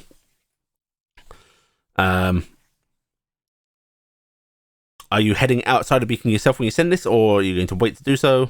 I was sending it on the way out if it's easier to be outside of Beacon, just on the outskirts. Okay, so you head on out, and as you do so, not 10 seconds later, there's that fluttering of wings as Cassie's brother appears before you.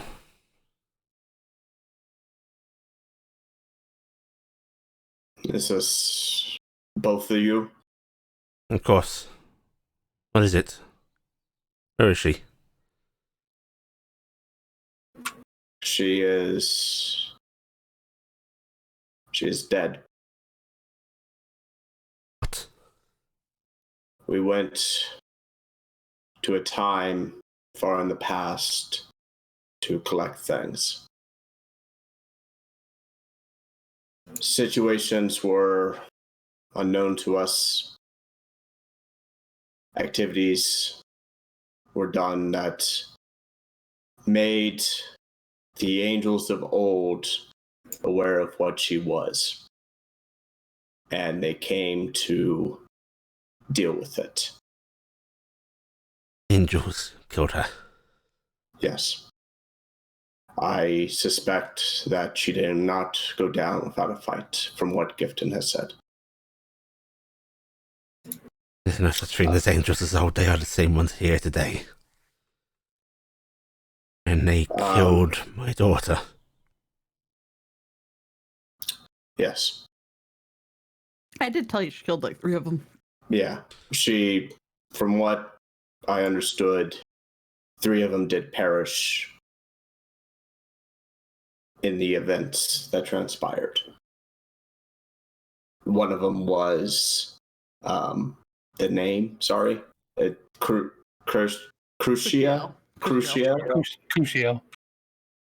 Crucio was the one leading. They approached Cass and I. Corvus, Mm-hmm. you see the anger on her face, his face, yeah, Mm-hmm. and you see blood dripping from clenched fists.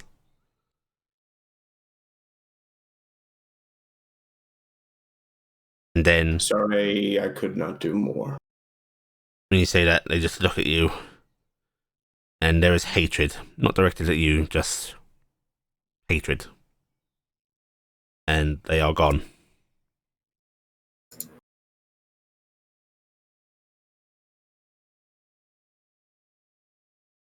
Corvus looks down on the ground. Is there blood? There is. He will collect it. Okay. It's a bit dirt muddy's blood now, but you can collect that. And he'll go to his house. Okay. Laboratoire. Right. Gifton. You Yeah, arrive rubbish. in Wyndon. Are you heading straight to James's office? Yeah, I'll head up to James's office because Okay. it's that time of day. Yeah, this is about time that you think you should be in work. It's a little disorientating, but you actually not too much. Actually, you've been night active. You arrive back at night and then coming back to the day. It's kind of normal. Yeah. Yeah, pretty nice. It's probably really Yeah. sad because poor little like Treble's probably going. Yeah. No, son. No, not indoors. More sun, please. Let me get back to that sun. Right. Um, Next time, sun's the best. As you head on up, and you're led up by the usual aide, who smiles at you and looks a little quizzically at Treble. Leads you to the door, knocks on it, and goes, "Sir, Mrs. Gray's still here to see you." Oh, quick! Come in. Yes, come in. Come in. Come in. There is that composing. Gifton looks really amused. Okay, she's gonna go in. And the door is closed behind you, the aide leaving you both alone. I'm just gonna move over to him very quickly and just wrap my arms around him and flare the wings out and hug him tight. And he returns the hug and just goes, "Remember what I said the first time I met you?" A pleasure to meet you. And you asked if I remembered you. Yes. Yes, I always thought you meant that you thought I was. In a way, I sort of did back then as well, but you know me, there's always a couple of meanings to everything. The wire's finally connected! No, it's called time rewriting itself. Well, Yeah. So? I guess we're caught up now, huh? I- Are we doing this again?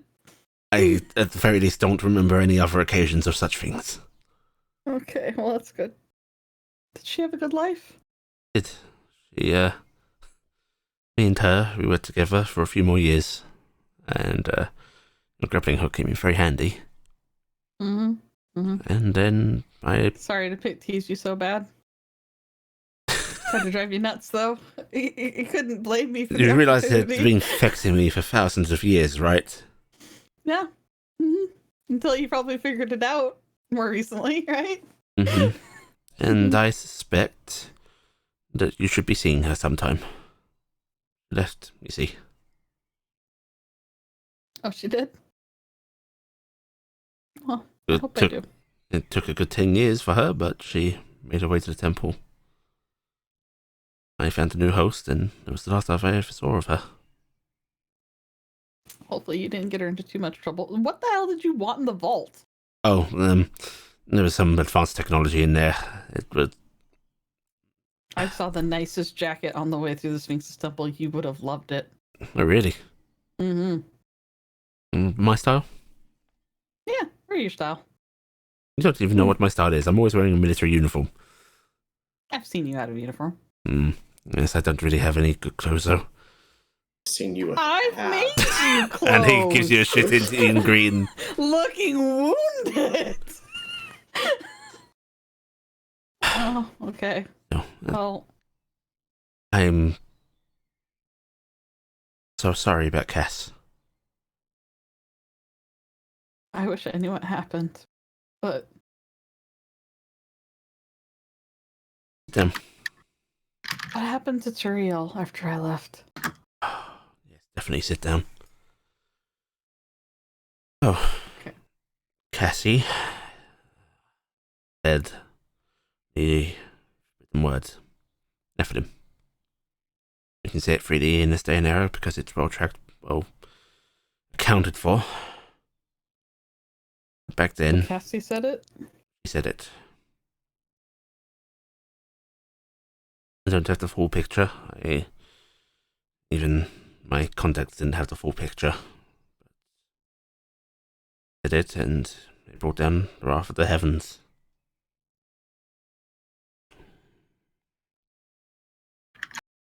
As for Turiel, she didn't like the way things went. I back then said she was a good person, and she really, really was.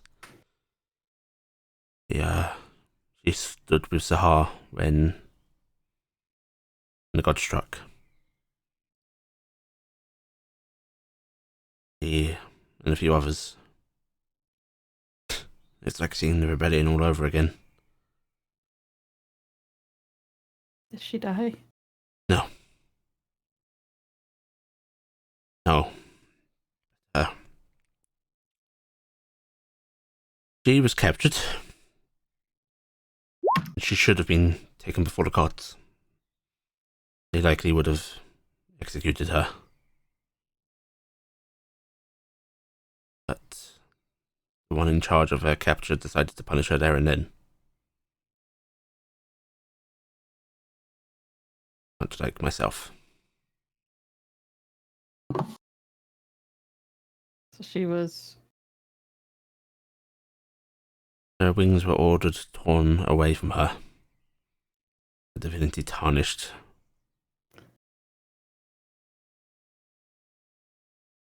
Last I saw her, she was a very, very curious demon in the hells.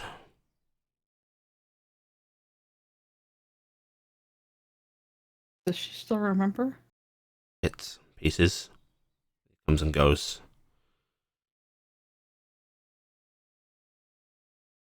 At least remembers a lot of who she is. She's, like I said, curious. A lair filled with books, mapping the hells. Probably the happiest demon I've ever seen, to be frank.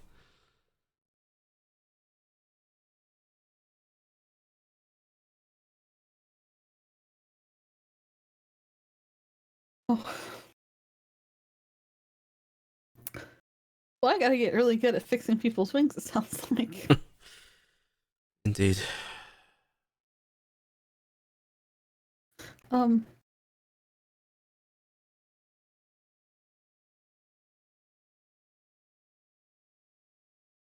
I was supposed to meet her in Wyndon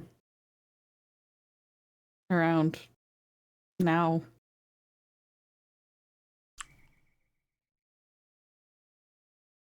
He looks vaguely vacant for a second as he's thinking about that. When you say you were supposed to meet her, this casual conversation, or? We were gonna hash out all the things that I wasn't able to talk about back then. So instilling her with an immense sense of curiosity that she's likely to remember? And thus setting a demon to want to be here. Obsess about being here, yeah. Suddenly, pentagram. She had a book full of sketches of the temples of Lalasil, and she really fast on the uptake on very little information, and she just she flashed that at me and saw that I had a look of recognition and was immediately going, "Oh, you're gonna tell me everything," and I was like, 10,000 years, and I thought I was just gonna walk away from that and deal with an angel in like 10,000 years. It was gonna be fine. I was gonna be like, we can figure out what we can talk to her about. Well, I mean, on the right side, since she's a demon, that means that she's not really doing anything with the gods, right? And then the whole Lalasil thing's kind of out, right, with the angels, so that's not going to be bad. He performs the familiar motion that you've seen many times from him, sitting back in his chair, running his fingers through his hair, that vaguely stressed look on his face. You know, it's a lot easier when I have you to consult and you're not being a mysterious figure doing weird shit to buildings and possibly chasing me through town. Oh, yes, about that. I hope you realize I didn't harm anybody, right? You hurt Treble. I'm sorry, Treble, but it was tuned for, well... Little things. Yeah, you're lucky. I think you would have been fine. It was tuned for people. Treble's people. Treble is very sweet, but not people. No, I'm expecting angry tentacle shakes at that fight. The glyphs were red and orange. Glyphs with many layers. Teleportation took them away, kept them for a time safe, comfortable. Okay. Well, I figured there was a purpose to whatever the hell you were doing, but anyway, that whole thing triggered. And I regret it everything. immensely. No, it's not. I'm not blaming you. You were doing what you were supposed to do. I'm just saying that I talked to her because of that building I ran into, and she's really nice. Well, back then, it did not occur to me to account for meddling time travelers in all of my plans. Well, now have you done that since? Because I haven't. Yes, actually, quite a bit since working with Haya. Oh, okay. Well, that's kind of scary. But I need to get a hold of her because I need to uphold that promise. But if she's not here already, it's a very simple procedure. Okay. If you feel comfortable summoning a demon. I've never done that before, but I was just kind of wondering if you and Dad might come along, because I'd feel really safe if you and Dad were there. Dad? Yeah. What's your father got? Oh, Dadri. Yes. And like the rest of the group.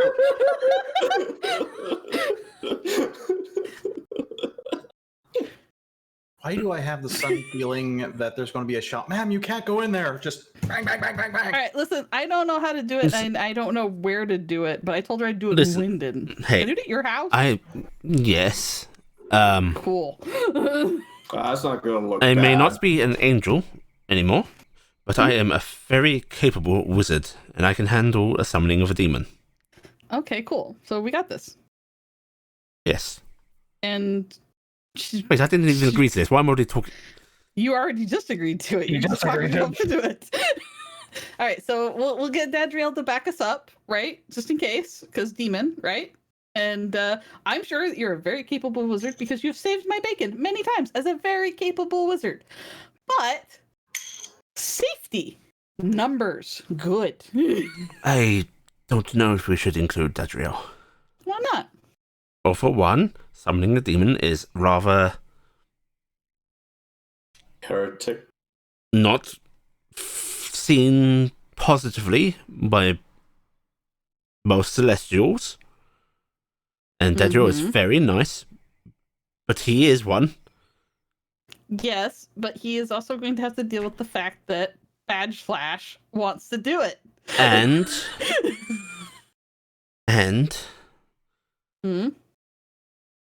he isn't doing well. What do you mean? As in, he's lost everything, and he is putting on a very brave face, but he's clearly hurting. And I don't know if showing him more hurt will be better. Will be good. Maybe he could help her though. I mean, the thing she wants the most is to understand Lawless. I mean, it's a nice idea, but maybe we should ascertain her state first. Okay. I was hoping he was going to be okay because he really wanted to go off with the Goliaths. He's really throwing himself into a duty. It's a way of coping. Oh. I mean, you're doing this here with me. We're doing something good, but does that make what happened with Cass hurt less? Thing's still there, right? Yeah. We're not so far above all you small races, he says with a wry smile. That I have a stick and I can totally wish you into being a brownie, and that would be a thing. Yes, you would like that very much. I would be the taller brownie in this situation. That would make a change.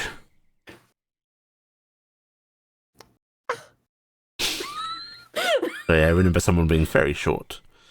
Oh. Still, we grieve, Gibson.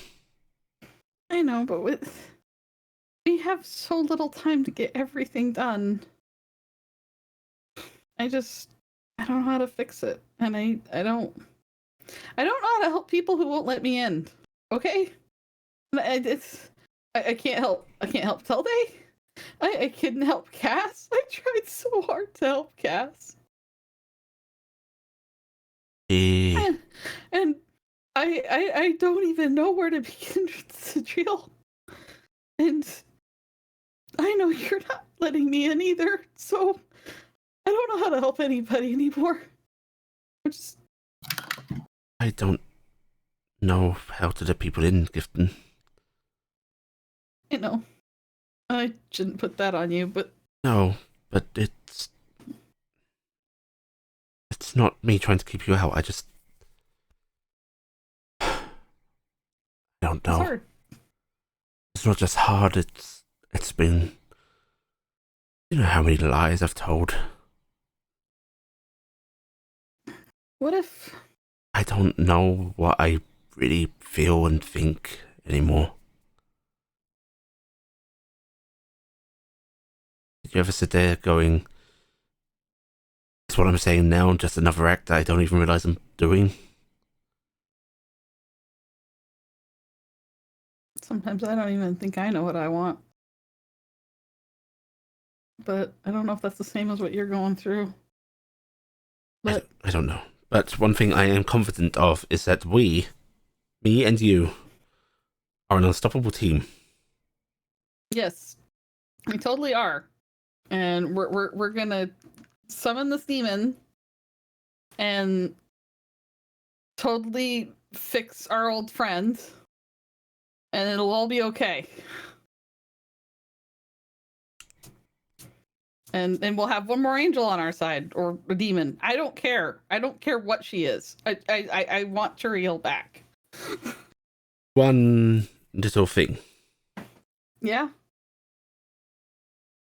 What do you want to do if she doesn't want to be as she was? She doesn't have to be. I wouldn't force it on her.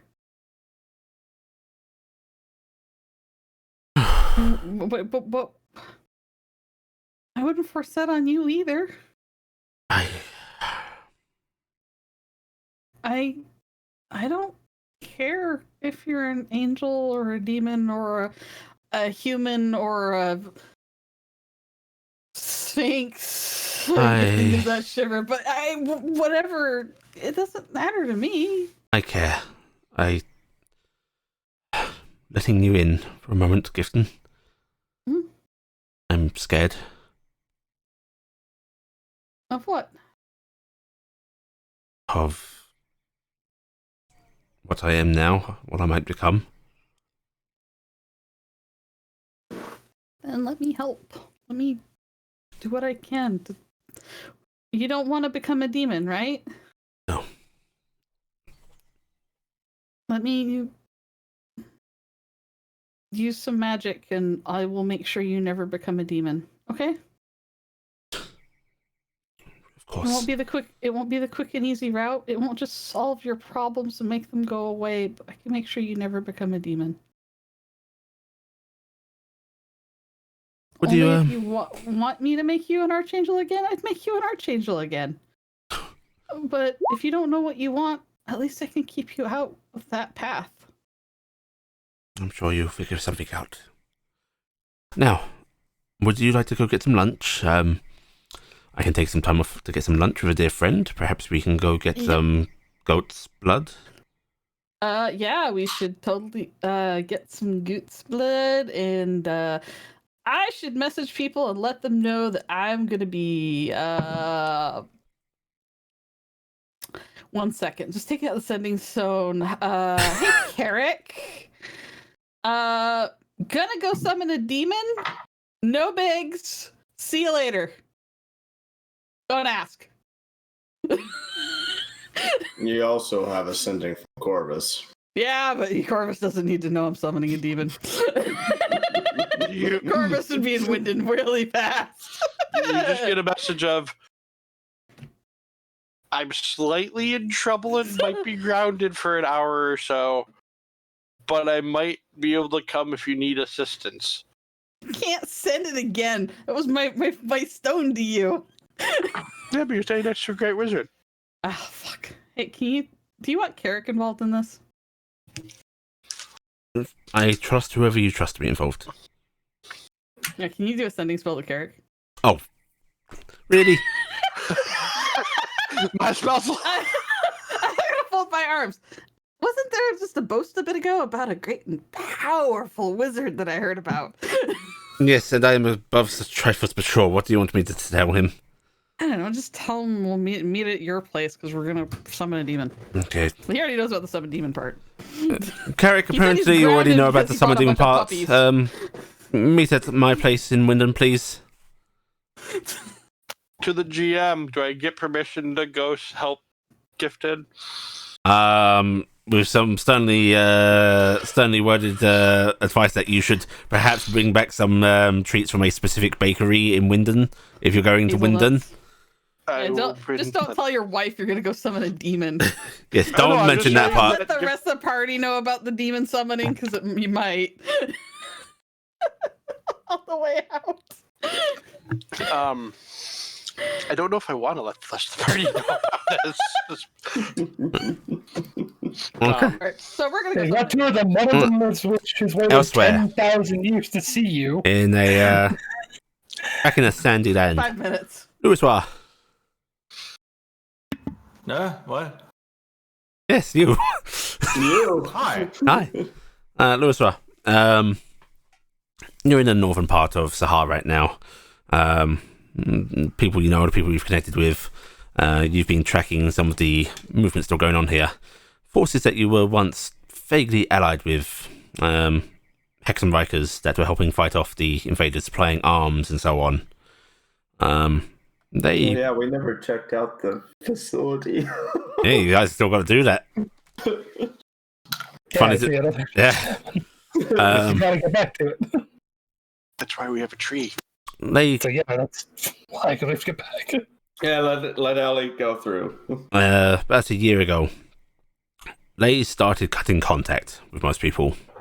Not harshly, just seemed like they were distancing themselves, doing less face-to-face meetings, lending less aid.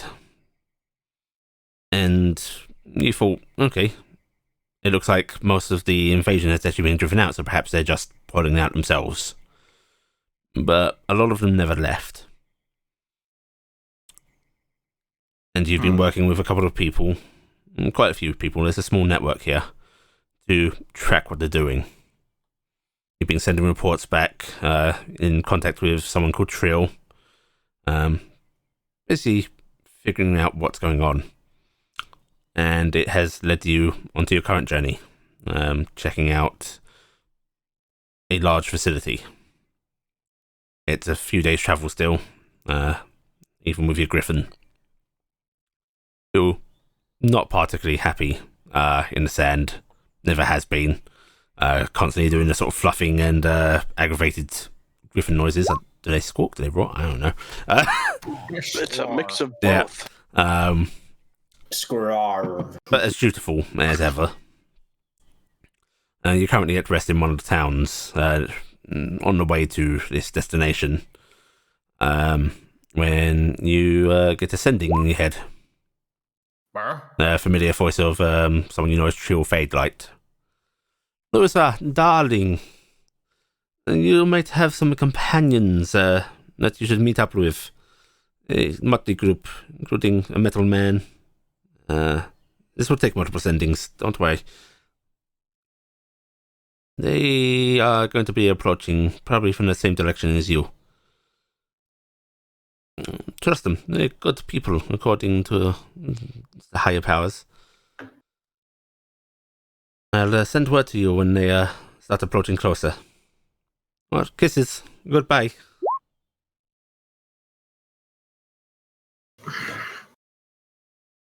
I was expecting Bucky to somehow break into it in the middle.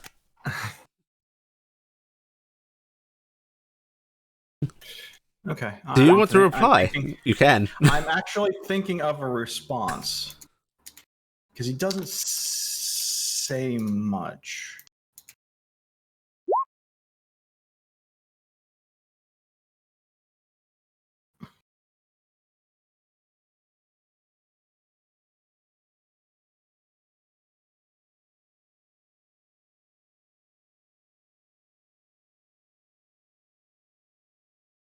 Au revoir.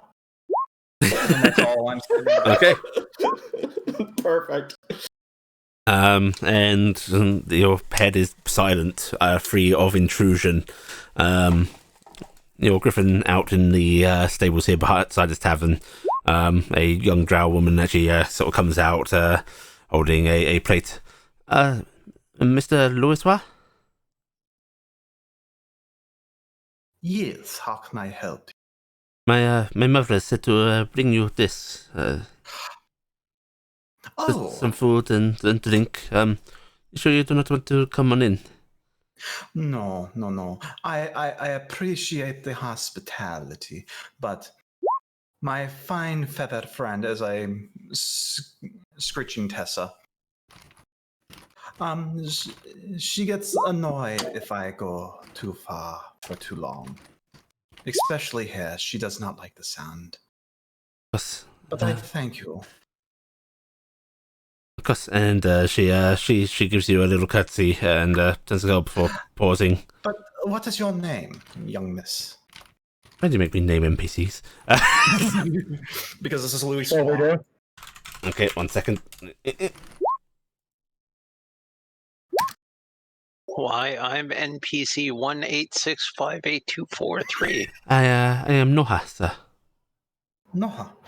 It is good to meet you, Noha. My mother says you have done good things for this town. I wish I could do more. I honestly do. But I will continue to help as I can. But he holds the plate and bows politely. I thank you. And she smiles a bit and gives you another curtsy in return. And he's giving her the what's the best term for it? The smirk. And she The Han Solo smirk. And she looks a little flustery, and she goes, "Well, if you need anything else, sir, please just call." He's just going to tap two fingers and blow her a kiss and go, "I most certainly shall, should I need anything, but thank you." And she blushes and quickly turns and heads back inside. Now, is the blush across the face or across the ears? Is Who is she? And Louis Suarez literally leaning to the side as she walks away. NPC race. That's very good. okay. Right, yeah, it's actually a very nice little meal that's been done up for you. Louis looks freshly cooked rather than the usual sort of affair of his things we have waiting around. The tavern isn't actually serving food at this point. You're familiar enough that you know that. This is a gift. This is a gift. And Louis will happily partake. Okay. All right. Yeah. You'll see, Tessa, this is what happens when you are polite. The bird is trying to snap at your plate.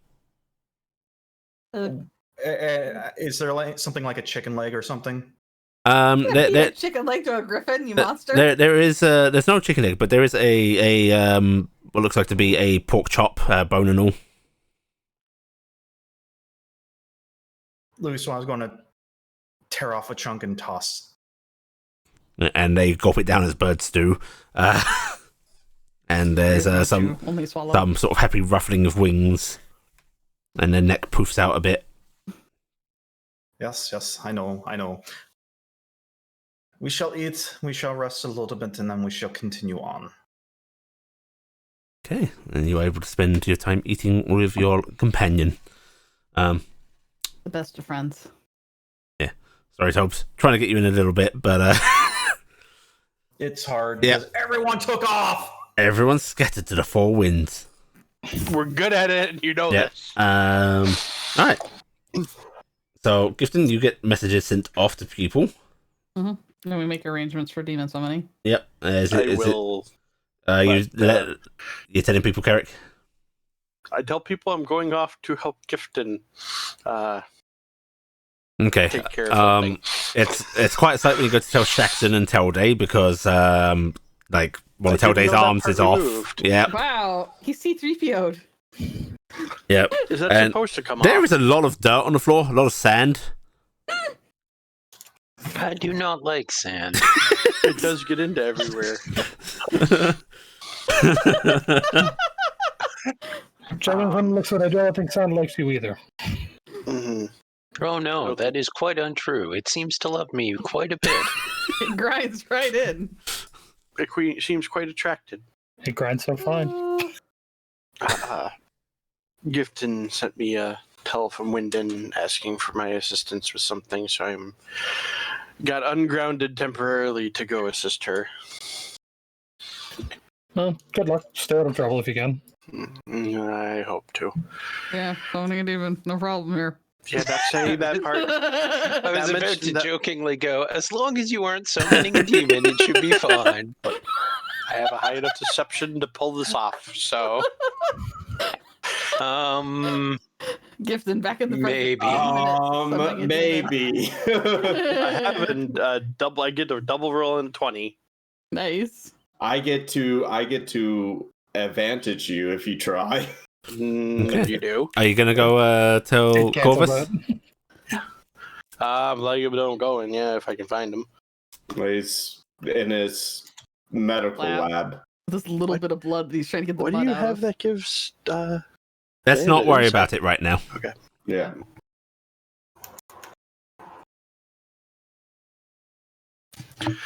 We're gonna knock on the thing because you know he doesn't. Come in. know who's walking in. Kick in the door now.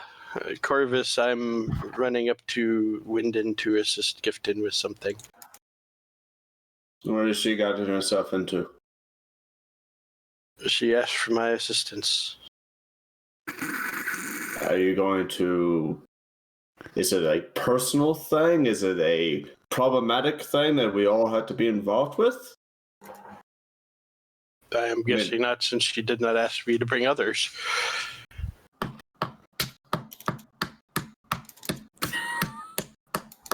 All right. Smashing blood with hand. No, he's More just pure. tapping a quill on his table. Mm-hmm. All Be right. careful, you will damage the quilt like that. I have many. That doesn't mean you should damage them. All right. If anything What comes did? up. Yes, I saw your message. I figured I'd run into you and didn't have to respond. She's very obviously not very happy with the matter. I wouldn't be either. If what Gifton said is true, I don't know what she can do directly if they're gone. She may just try to lash out. That's probably the worst that she could do. Yes, because she may end up Summoning a demon. falling again. Yeah. 'Cause I believe, if I remember right, we've had But I thought that she should know, it is a good idea. Hopefully she will. given all that family has gone through. It would be bad form not to tell them. Yes, well, hopefully she will keep enough control to not get herself in too much trouble. Inquiring is one thing. Trying to Maybe murder. her stepson, can I don't maybe know how tame that I don't know what that relation would be. host. Host son, half son. I don't know. It's a very confusing family. Regardless, it's done. We may have to deal with the ramifications, but I thought you should know, since you tend to interact with them a bit more directly than the others. Yeah, hopefully if anything comes down, we can prevent her from acting too brashly. Well, I will be back hopefully soon. I have gifts to bring back for my wife also. I do need to go up there as well. I need to get supplies, coin. If you want to Wolf come, blood, let us know. if you need to come now, I mean, no need to use two circles. Yeah, I guess that it was wise. Hadwin, guard the room. Isn't Hedwin still on the On the airship? airship? Yeah. No, he came with. Did he? We discussed this. Yeah, he was came in with. front of the building. He stayed In front outside of the building. swing. Oh yeah. Oh, it yeah. was- Okay. Yeah. And so he probably would have been long lived since. Right. Yep. Okay. Oh god, the amount of sand in that. Right. So, 5 minutes of sand. Carrick and Corvus I heading mean, to the teleport circle. Yes. Right, and Corvus soon will get his satchel. you find yourselves in Winden. Corvus, you're heading off to get supplies. He's heading out to get supplies and going to the bank. Okay. And Carrick, you head to Heading the to James's. Rez's house. Yeah. Let me know when you're done with your business and we can travel together. If not, then I can return on my own. Will do. And Kirk's gonna head over to find Gonna out paint a pentagram. I'm filling it with blood. hopefully I get there in time for the issue that Carrick has been worried about and has been. Now, are we supposed to chop the chicken's head off before or after we start chanting? Heading to his place, Gifton. Yeah. Rez does actually stop by a and buy a live goat. Yeah. And as he does, he You just sure we shouldn't ask Dad to come? I mean, he'll feel really sad if we do this and we didn't involve him. what? Why would he feel sad? Because he really was like, if you need anything, And we know don't that need I'll be anything. there. But you're a very incorrigible person sometimes. I am. Are you squeamish about animals being slaughtered? No, I'm not squeamish about animals being slaughtered. But I'm just saying that I just feel like, Okay. it'll hurt his feelings if he doesn't know. Yeah, Giorgio, coming He's from his already, head, that's already the by demon. himself. If we act like he's not part of the group, that might hurt his feelings, What do you mean it's going to hurt his feelings if he's... Oh, come on. You have feelings. Your feelings get hurt if you get left out. What? No, I love a little bit of peace and quiet. What? Yes. Oh.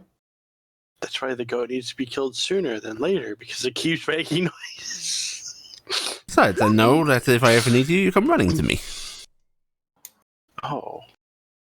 Oh, so it's only a bother when I ask you for... Okay. Yeah, Okay. of course. You see, you're understanding, and he actually... I think it sounds like a lie that you're telling me in order to keep me from talking to Goat's Dadriel. trying to walk away. This is a So personal I'm just thing. saying that if you really think we need to bring Dadriel around to watch us slaughter an innocent animal to summon a demon, then I suppose we can. Okay, well, I'm just, Do you really want him to be there? Because I will defer to you on this. I am not the best at considering emotions of others. I'm just worried that if I do something, he seemed really worried that, I wouldn't ask him for help. And, Yes, but I mean, I don't really need his help that bad, but he does look at things differently.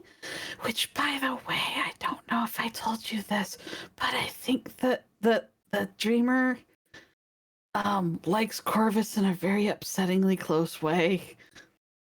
Oh, I don't even want to think about that. Yeah. Listen, I can't speak to Dadriel's mind. I am as far torn away from my brothers as can be at this point, I believe. Time and Well, everything, but... I think, I don't know. I feel sad when I could have helped somebody on something and they didn't include me. And I'm probably making a big mess by not including the whole group on this. But I also feel like a couple of them would hard say no on demon summoning. I don't think Dadriel will say hard no on the demon summon. I don't know. He is rather old school. Yeah, but he's also a rebellion leader. So, give him that. What are you going Uh-huh. to do if he tells us not to do this? I will remind him that I'm the voice of Lalasil and that we're doing it. He can either be part of it or he can wait nearby for the explosion when we fuck up because he wasn't here to help. Good Lord, what have I done to you? You're the best influence. You're on the win. Nothing. She did this even before. You can't tell me that he won't be able to actually stop us. He's too old school. He might take the goat. He might, but we'll get another one. I think you underestimate the amount of goats he could take. So, if you want to invite him, please be my guest. But he only has 2 arms. How can he take more than 2? All right, I'm gonna pray. Dadriel, brother of light, kindness, and joy, and smiles and happiness. I could use your assistance with a matter involving summoning a demon if you're interested. Let me know if you don't want to help. That's fine. I got this. Don't worry. I already gotta go. Bye. Before we even finish speaking, Like, there is the fluttering of wings, and Dadriel appears beside you, going, "You need to stop a demon summoning." No, I'm starting.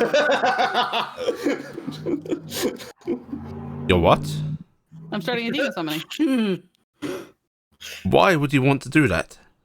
Because I know her, and she's friends, and she's nice, and she shouldn't be a fallen angel. And I Have you put her up to this? No, he didn't. I met her back. You know, they went me to go to the Sphinx Temple. We went back 10,000 years in time. I spent a bunch of time back there. I made friends with a freaking Talon angel. Her name's Turiel. She's amazing, and I love her. And she apparently defended the people of Zaha when the gods attacked, and she got her rings torn off, and she became a demon. And I promised her in 10,000 years I'd see her again, and I'm fulfilling my goddamn promise.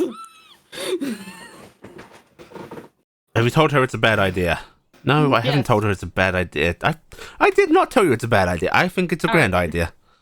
Yeah, it's because she's a nice person, and he knows it too. Well, and also, I can banish her if need be, so we're safe. I can banish as well. And thus not needing you, dear brother. No, I totally want his judgment involved because I need his help helping me figure out how to help her. Because he's smart. Right, Dad? Of course. Raziel just sort of... Right, Dad. So awkward. That's amazing. So you're going to make sure we don't mess this up, and then that we take all the right precautions because we shouldn't summon the demon without working together, right? I will make sure you are safe. Yes, and you will make sure Raz and Carrick are safe. Well, Carrick should be here any moment. I think you guys we should move away from the shop. Yeah, we probably should. And Raz is actually just going to reach down and pick up the goat. I'm gonna offer to take the goat from him and then hand it to Dedriel. Okay, Dedriel ends up with the goat, looking down at it, and he goes, "Oh no." They have a job to do. Well, I'm bringing it back, I hope you know. Well, is there a way we can do it without a goat? Goat angel. No, we need the goat. Yeah, well, we can bring it back. It'll be fine. I don't agree with this, and he's just going to follow along. Oh my God. I told you he'd agree to it. And you see him petting the goat. This is a D&D sitcom right now, by the way. Do you think that like all of our sessions are a D&D goddamn sitcom? Yeah, Derek, you actually arrive at Raziel's place before they do. Yeah. You see Gifton and James and Dedriel approaching, holding a goat. James just sort of waves at you as he comes on over. Just a wave with the dragon on my shoulder. You're another mighty member to make sure that nothing goes wrong, yes? Pat Merrick on the head. Actually, he requested to be here because his wife is angry at him. And he wanted to be here more than anywhere else.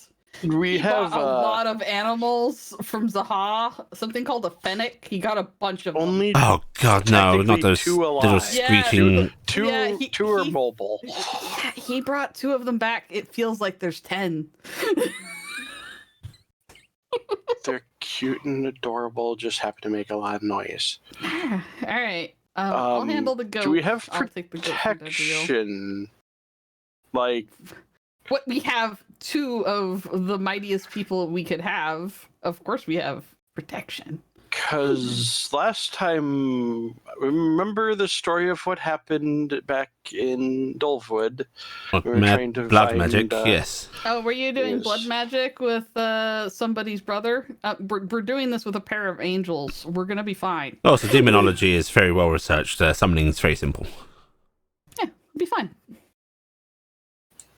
Just out of character, the word. Adriel is looking very horrified at Raziel. See, Look we got between the we angels. we have an expert, and we have. Besides, the goat is for the real- safety.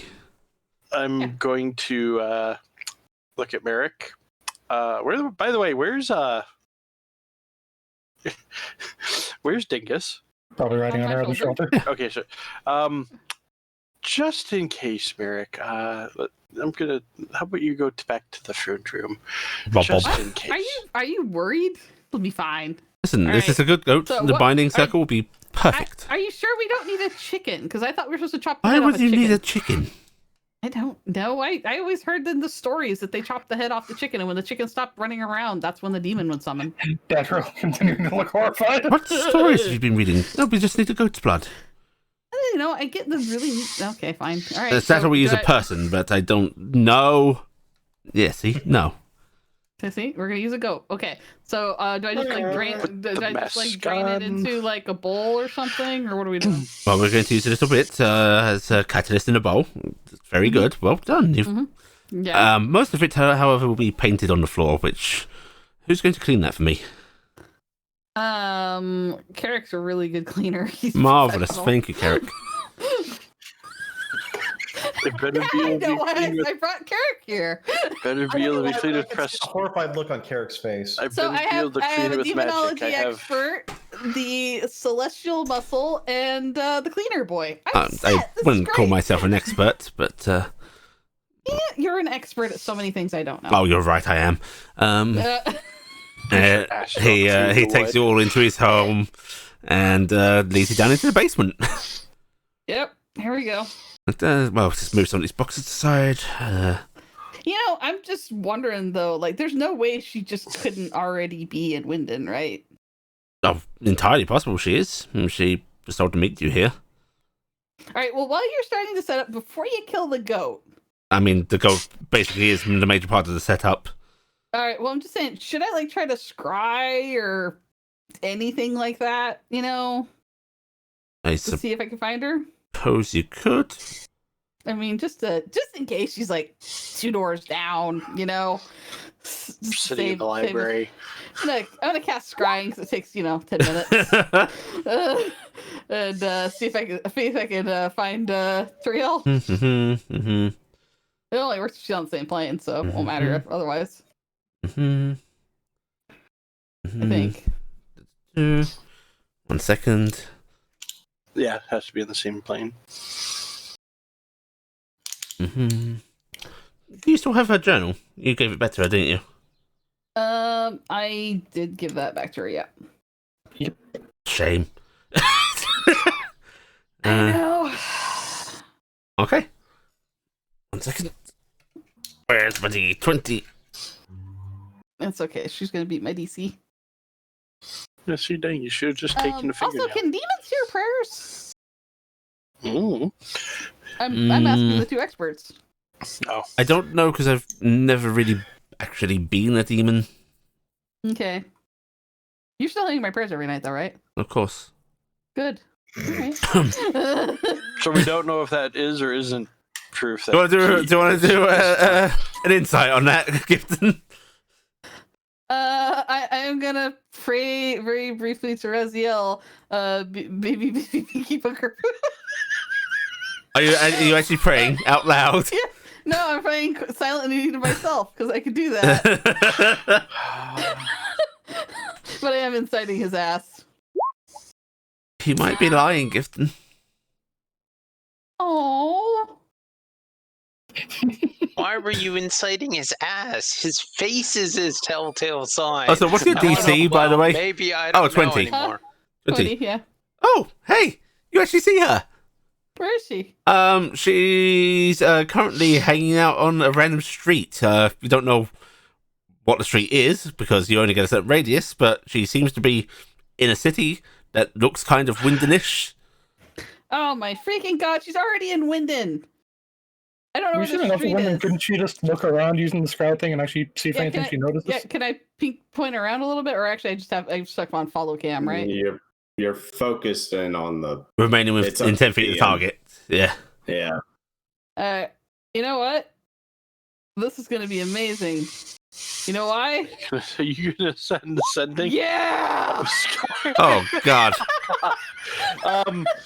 I was gonna. Right. I've got it. Oh no. What are you riding? One sec, I gotta get words. Oh my god! Wait, don't you have the little animal messenger version of sending? What's the closest tavern to to James's house? Let's go to the London map. The bold bullfrog. Did you say that one again? I actually. The bold bullfrog. Oh god. Bullfrog. I heard the bolt and the bullfrog, and I was like,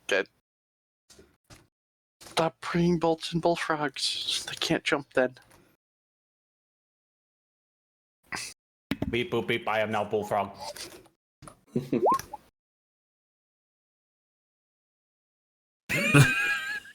Okay. You get more words than that, I hope you know. Gifton. Does she know you as Gifton or Trixie? She does. Yeah, she she knows. knows. She knows me as gifted. Okay. I get more words than that, don't I? Yeah. Wait, how many did I use? I used 10. six? You use 6, you get 10. Because I can't direct her to like I'll say outside. Also, it's the bold bullfrog, by the way. Oh, bold. What is straight? Oh. I like bald bullfrog. Bald is a lot better. Gifton, if you want, I could also, although it would take a lot longer for me to cast that. Okay, well, it sounds like we don't have to kill the goat. I just wrote a sky message and hopefully she'll look up. I'll take this back to Beacon. I'll pay you back for it. No, that drill actually sort of like hugs it away from you a bit. What? You were going to kill it. Well, I mean, eventually you do. We eat them. I don't eat them. Oh, Don't are you gonna eat. take? Oh, It's like it's my goat now. Wait, Gifton eats them? He holds it rather possessively. Is okay. Is everyone else kind of imagining like under the front legs? You've like, discovered the like right hand of Lolasil's soft spot. goats. go. Oh, by the way, this is my new friend Trouble. It's Trouble, say hi. Trouble flashes colours. Dedriel. That's squid. They're a cool light creature. They make lights so that children don't get scared in the dark. They eat sunlight. You're not going to eat it, are you? No. I am probably gonna eat this little quail someday, though. I hold up the egg. Why are you carrying the egg? I'm keeping it warm. Oh, that's right. You actually didn't go home, so. I read that I was looking at you very perplexed as well.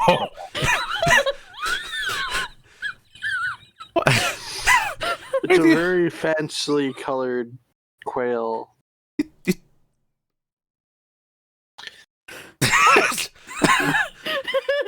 At least none of the ones I brought home were for eating. Okay, what did you just do, though? I mean...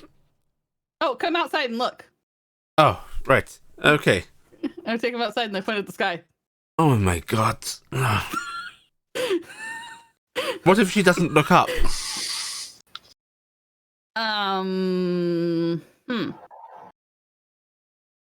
You saw her send All her a right, message. I'm going to flare out the wings because fuck, it's wind and I can get away with this. And I'm gonna flap up a little bit, thaumaturgy times 3, and yell, "Hey, Turi!" And then I'm gonna start flying back down. And Wesley was pinching his brow. I would totally blame this on you, Raz, but she's done this the entire time I've known her. This is not even remotely my fault. To be fair, Gifton was as good as she could get the entire time in the past. She's making up for lost time now. I was just going to. It I was is just going to remotely Raziel's fault for mentioning that she's a demon. tell me. Is this better than just slaughtering a goat to summon the demon? I don't think so, but this is what is happening now. But it's summon This is better. if she was here?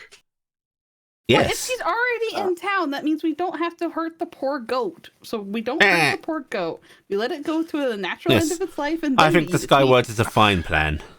Yeah. Learn So I how would to- like to summon a demon sometime. That sounds pretty Also, great. Gifton, it's the bold bullfrog.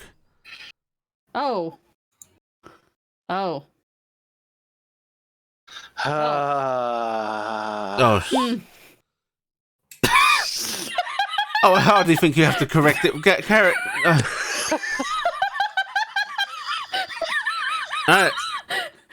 So, are you fixing my work? Yes.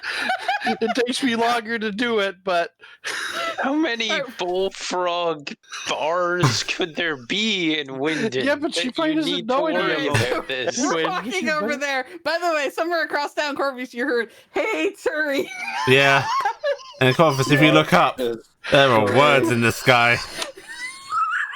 And more are appearing. no, it's just letters. It's just a Editing. word over a word. Oh, you're just literally writing over it. Yeah, there's a cross out and they're properly. That's like Batman just has this really big circle put over top the A to make it into an O. Like when you fuck something up on a piece of paper, you just do that really hard right into it. I hear it. I don't see the words. Do you look up? No, you can't.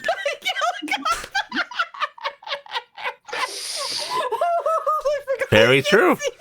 That's true. We Great. did. Hey, I know a way to send messages that Corvus can't see. Oh, God. Okay. So you head towards the bold bullfrog. Yep. And every now and then, just hearing. "Eh." What are you gonna call it, Bedriel? Goat. Go. Would it be easier to let it walk? It's got a No. lead. Yeah, it does have a lead. No, it's fine. By the way, what? Oh, that's right. He's a Goliath. That's right. Yeah. he's a Goliath. Yeah. Yeah. If I let it walk, one of you might make it trip into a knife. Which is getting some stairs, by the way. As there is a Goliath walking through town. Holding it. Carrying a gun. Yes.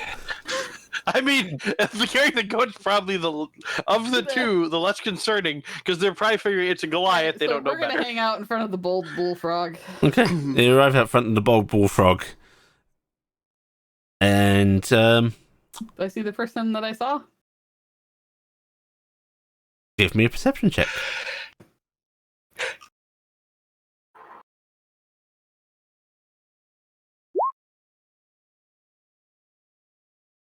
You don't see him, Gifton. No. Maybe it didn't work. Dadriel's just Even- petting the goat. What do they even look like? You never did describe them. I'll describe what I saw in my Yep, drawing. you saw a red-headed, freckle-faced, pale woman. Seemed to be in just Oh no, she's really set on Gifton. She was Mhm. looking for me. seemed to be wearing sort of just green peasantry outfit. You know, nothing particularly Oh my ostentatious. God. The description. Can I make a look to see if I Yes. see any of it? Okay. Garrick, Yes. you see someone very briefly glimpsing out of an alleyway, some partway down the street. Gifton, I believe your friend is and gonna motion without making it too obvious. Duck behind in that alleyway. Well, let's go see. And I'll motion everybody along and we'll go look. Everyone starts walking along with you. I'm sorry, the goat. The Goliath. The And goat just now asked that me. you see this, Gifton, you do see her actually poke her head out, and then her eyes widen as she sees the lot of you approaching, and she ducks back down real quick. Turiel! I'm gonna run over there. Okay, you run on over, and you see her quickly hurrying down the alleyway. Wait, Turi, please. It's me, Skipton. And angels! Yeah, duh, come on. It's okay. They're okay. They're not here to... No, they're not. One of the ones here to protect the goat. Oh, this is a really weird swap from the last time we met. What's so weird about it? Well, last time I was the one running from you. Yes, You remember? that's very true. Hey! I heard you had some bad times. No, the best of times. And the worst. I owed you some explanations, and I wanted you to meet some people. Explanations indeed. And she is still looking at Dadriel very suspiciously.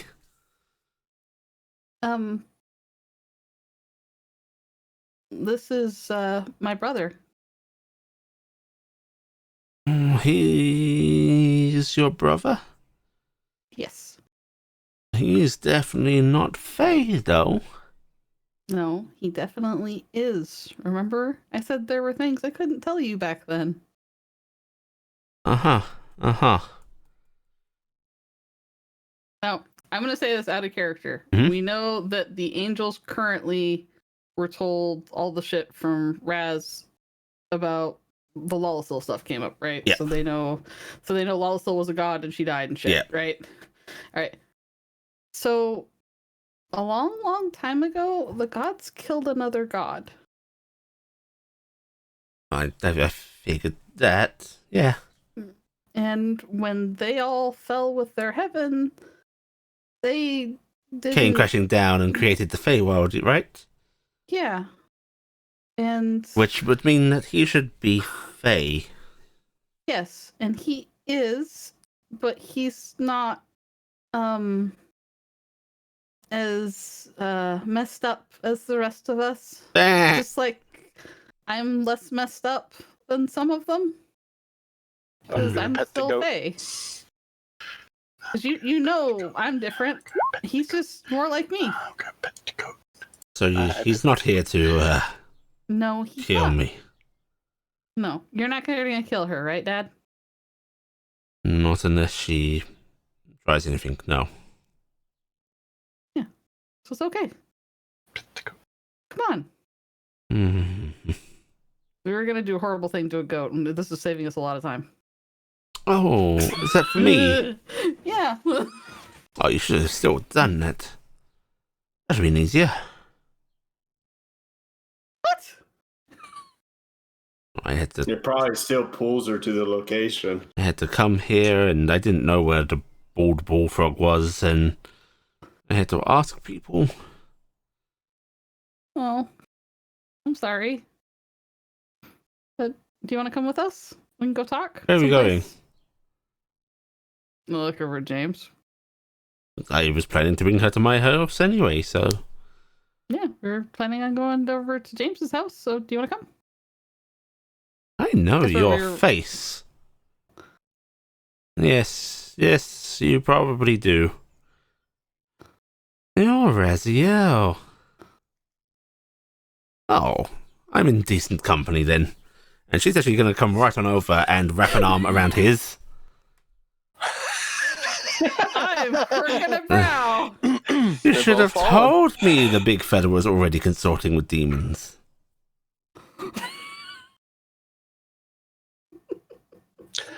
Master of the trade, this one. Isn't he the best? Raziel actually does not look particularly pleased. All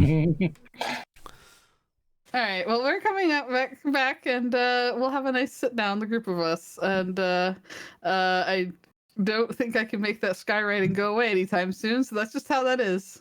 Oh, it's concentration. It's gone. It's gone. Yes. It's gone. Do you want me to stay? You can do whatever you want. But I feel a lot safer knowing that this is done and that we don't. Well, you're perfectly safe from me. I'm not 100% safe from my wife right now. Yeah. So I should go make a stop at a Mm-hmm. a certain centaur to bring back a gift. And I'm supposed to meet Corvus to go back. All right. Well, I'll be back as soon as we're done talking. So I'll be okay. I'm good. You split off, Carrick, and no need to be sorry. rest of you head back to James's. As you're sort of walking along, Jiro's going, so have you known Raziel long? You could say that. Oh, yes. I see. Yeah, but longer than that?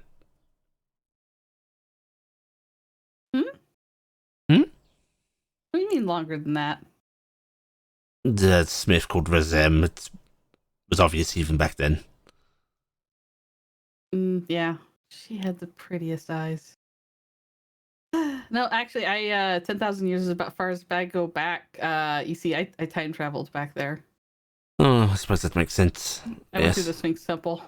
That's why I gave you kind of an exact time frame. Have I known him longer than you then? You maybe. I would love the deets. Well, you see, with a smile. he would come to me oh so often. I keep so much knowledge, and sometimes he would use that in his little bargains. Has he ever done one of his little bargains around you? Oh yeah, he's actually done a couple with me. The grand demon of the crossroads. Uh-huh. Oh, he's so he's got all of his knowledge from you then? Not all of it, but a lot of it. Especially special texts, that sort of thing. I collect them. Oh, special books.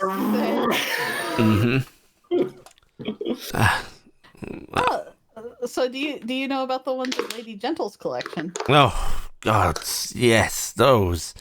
I hate her wardings. Oh.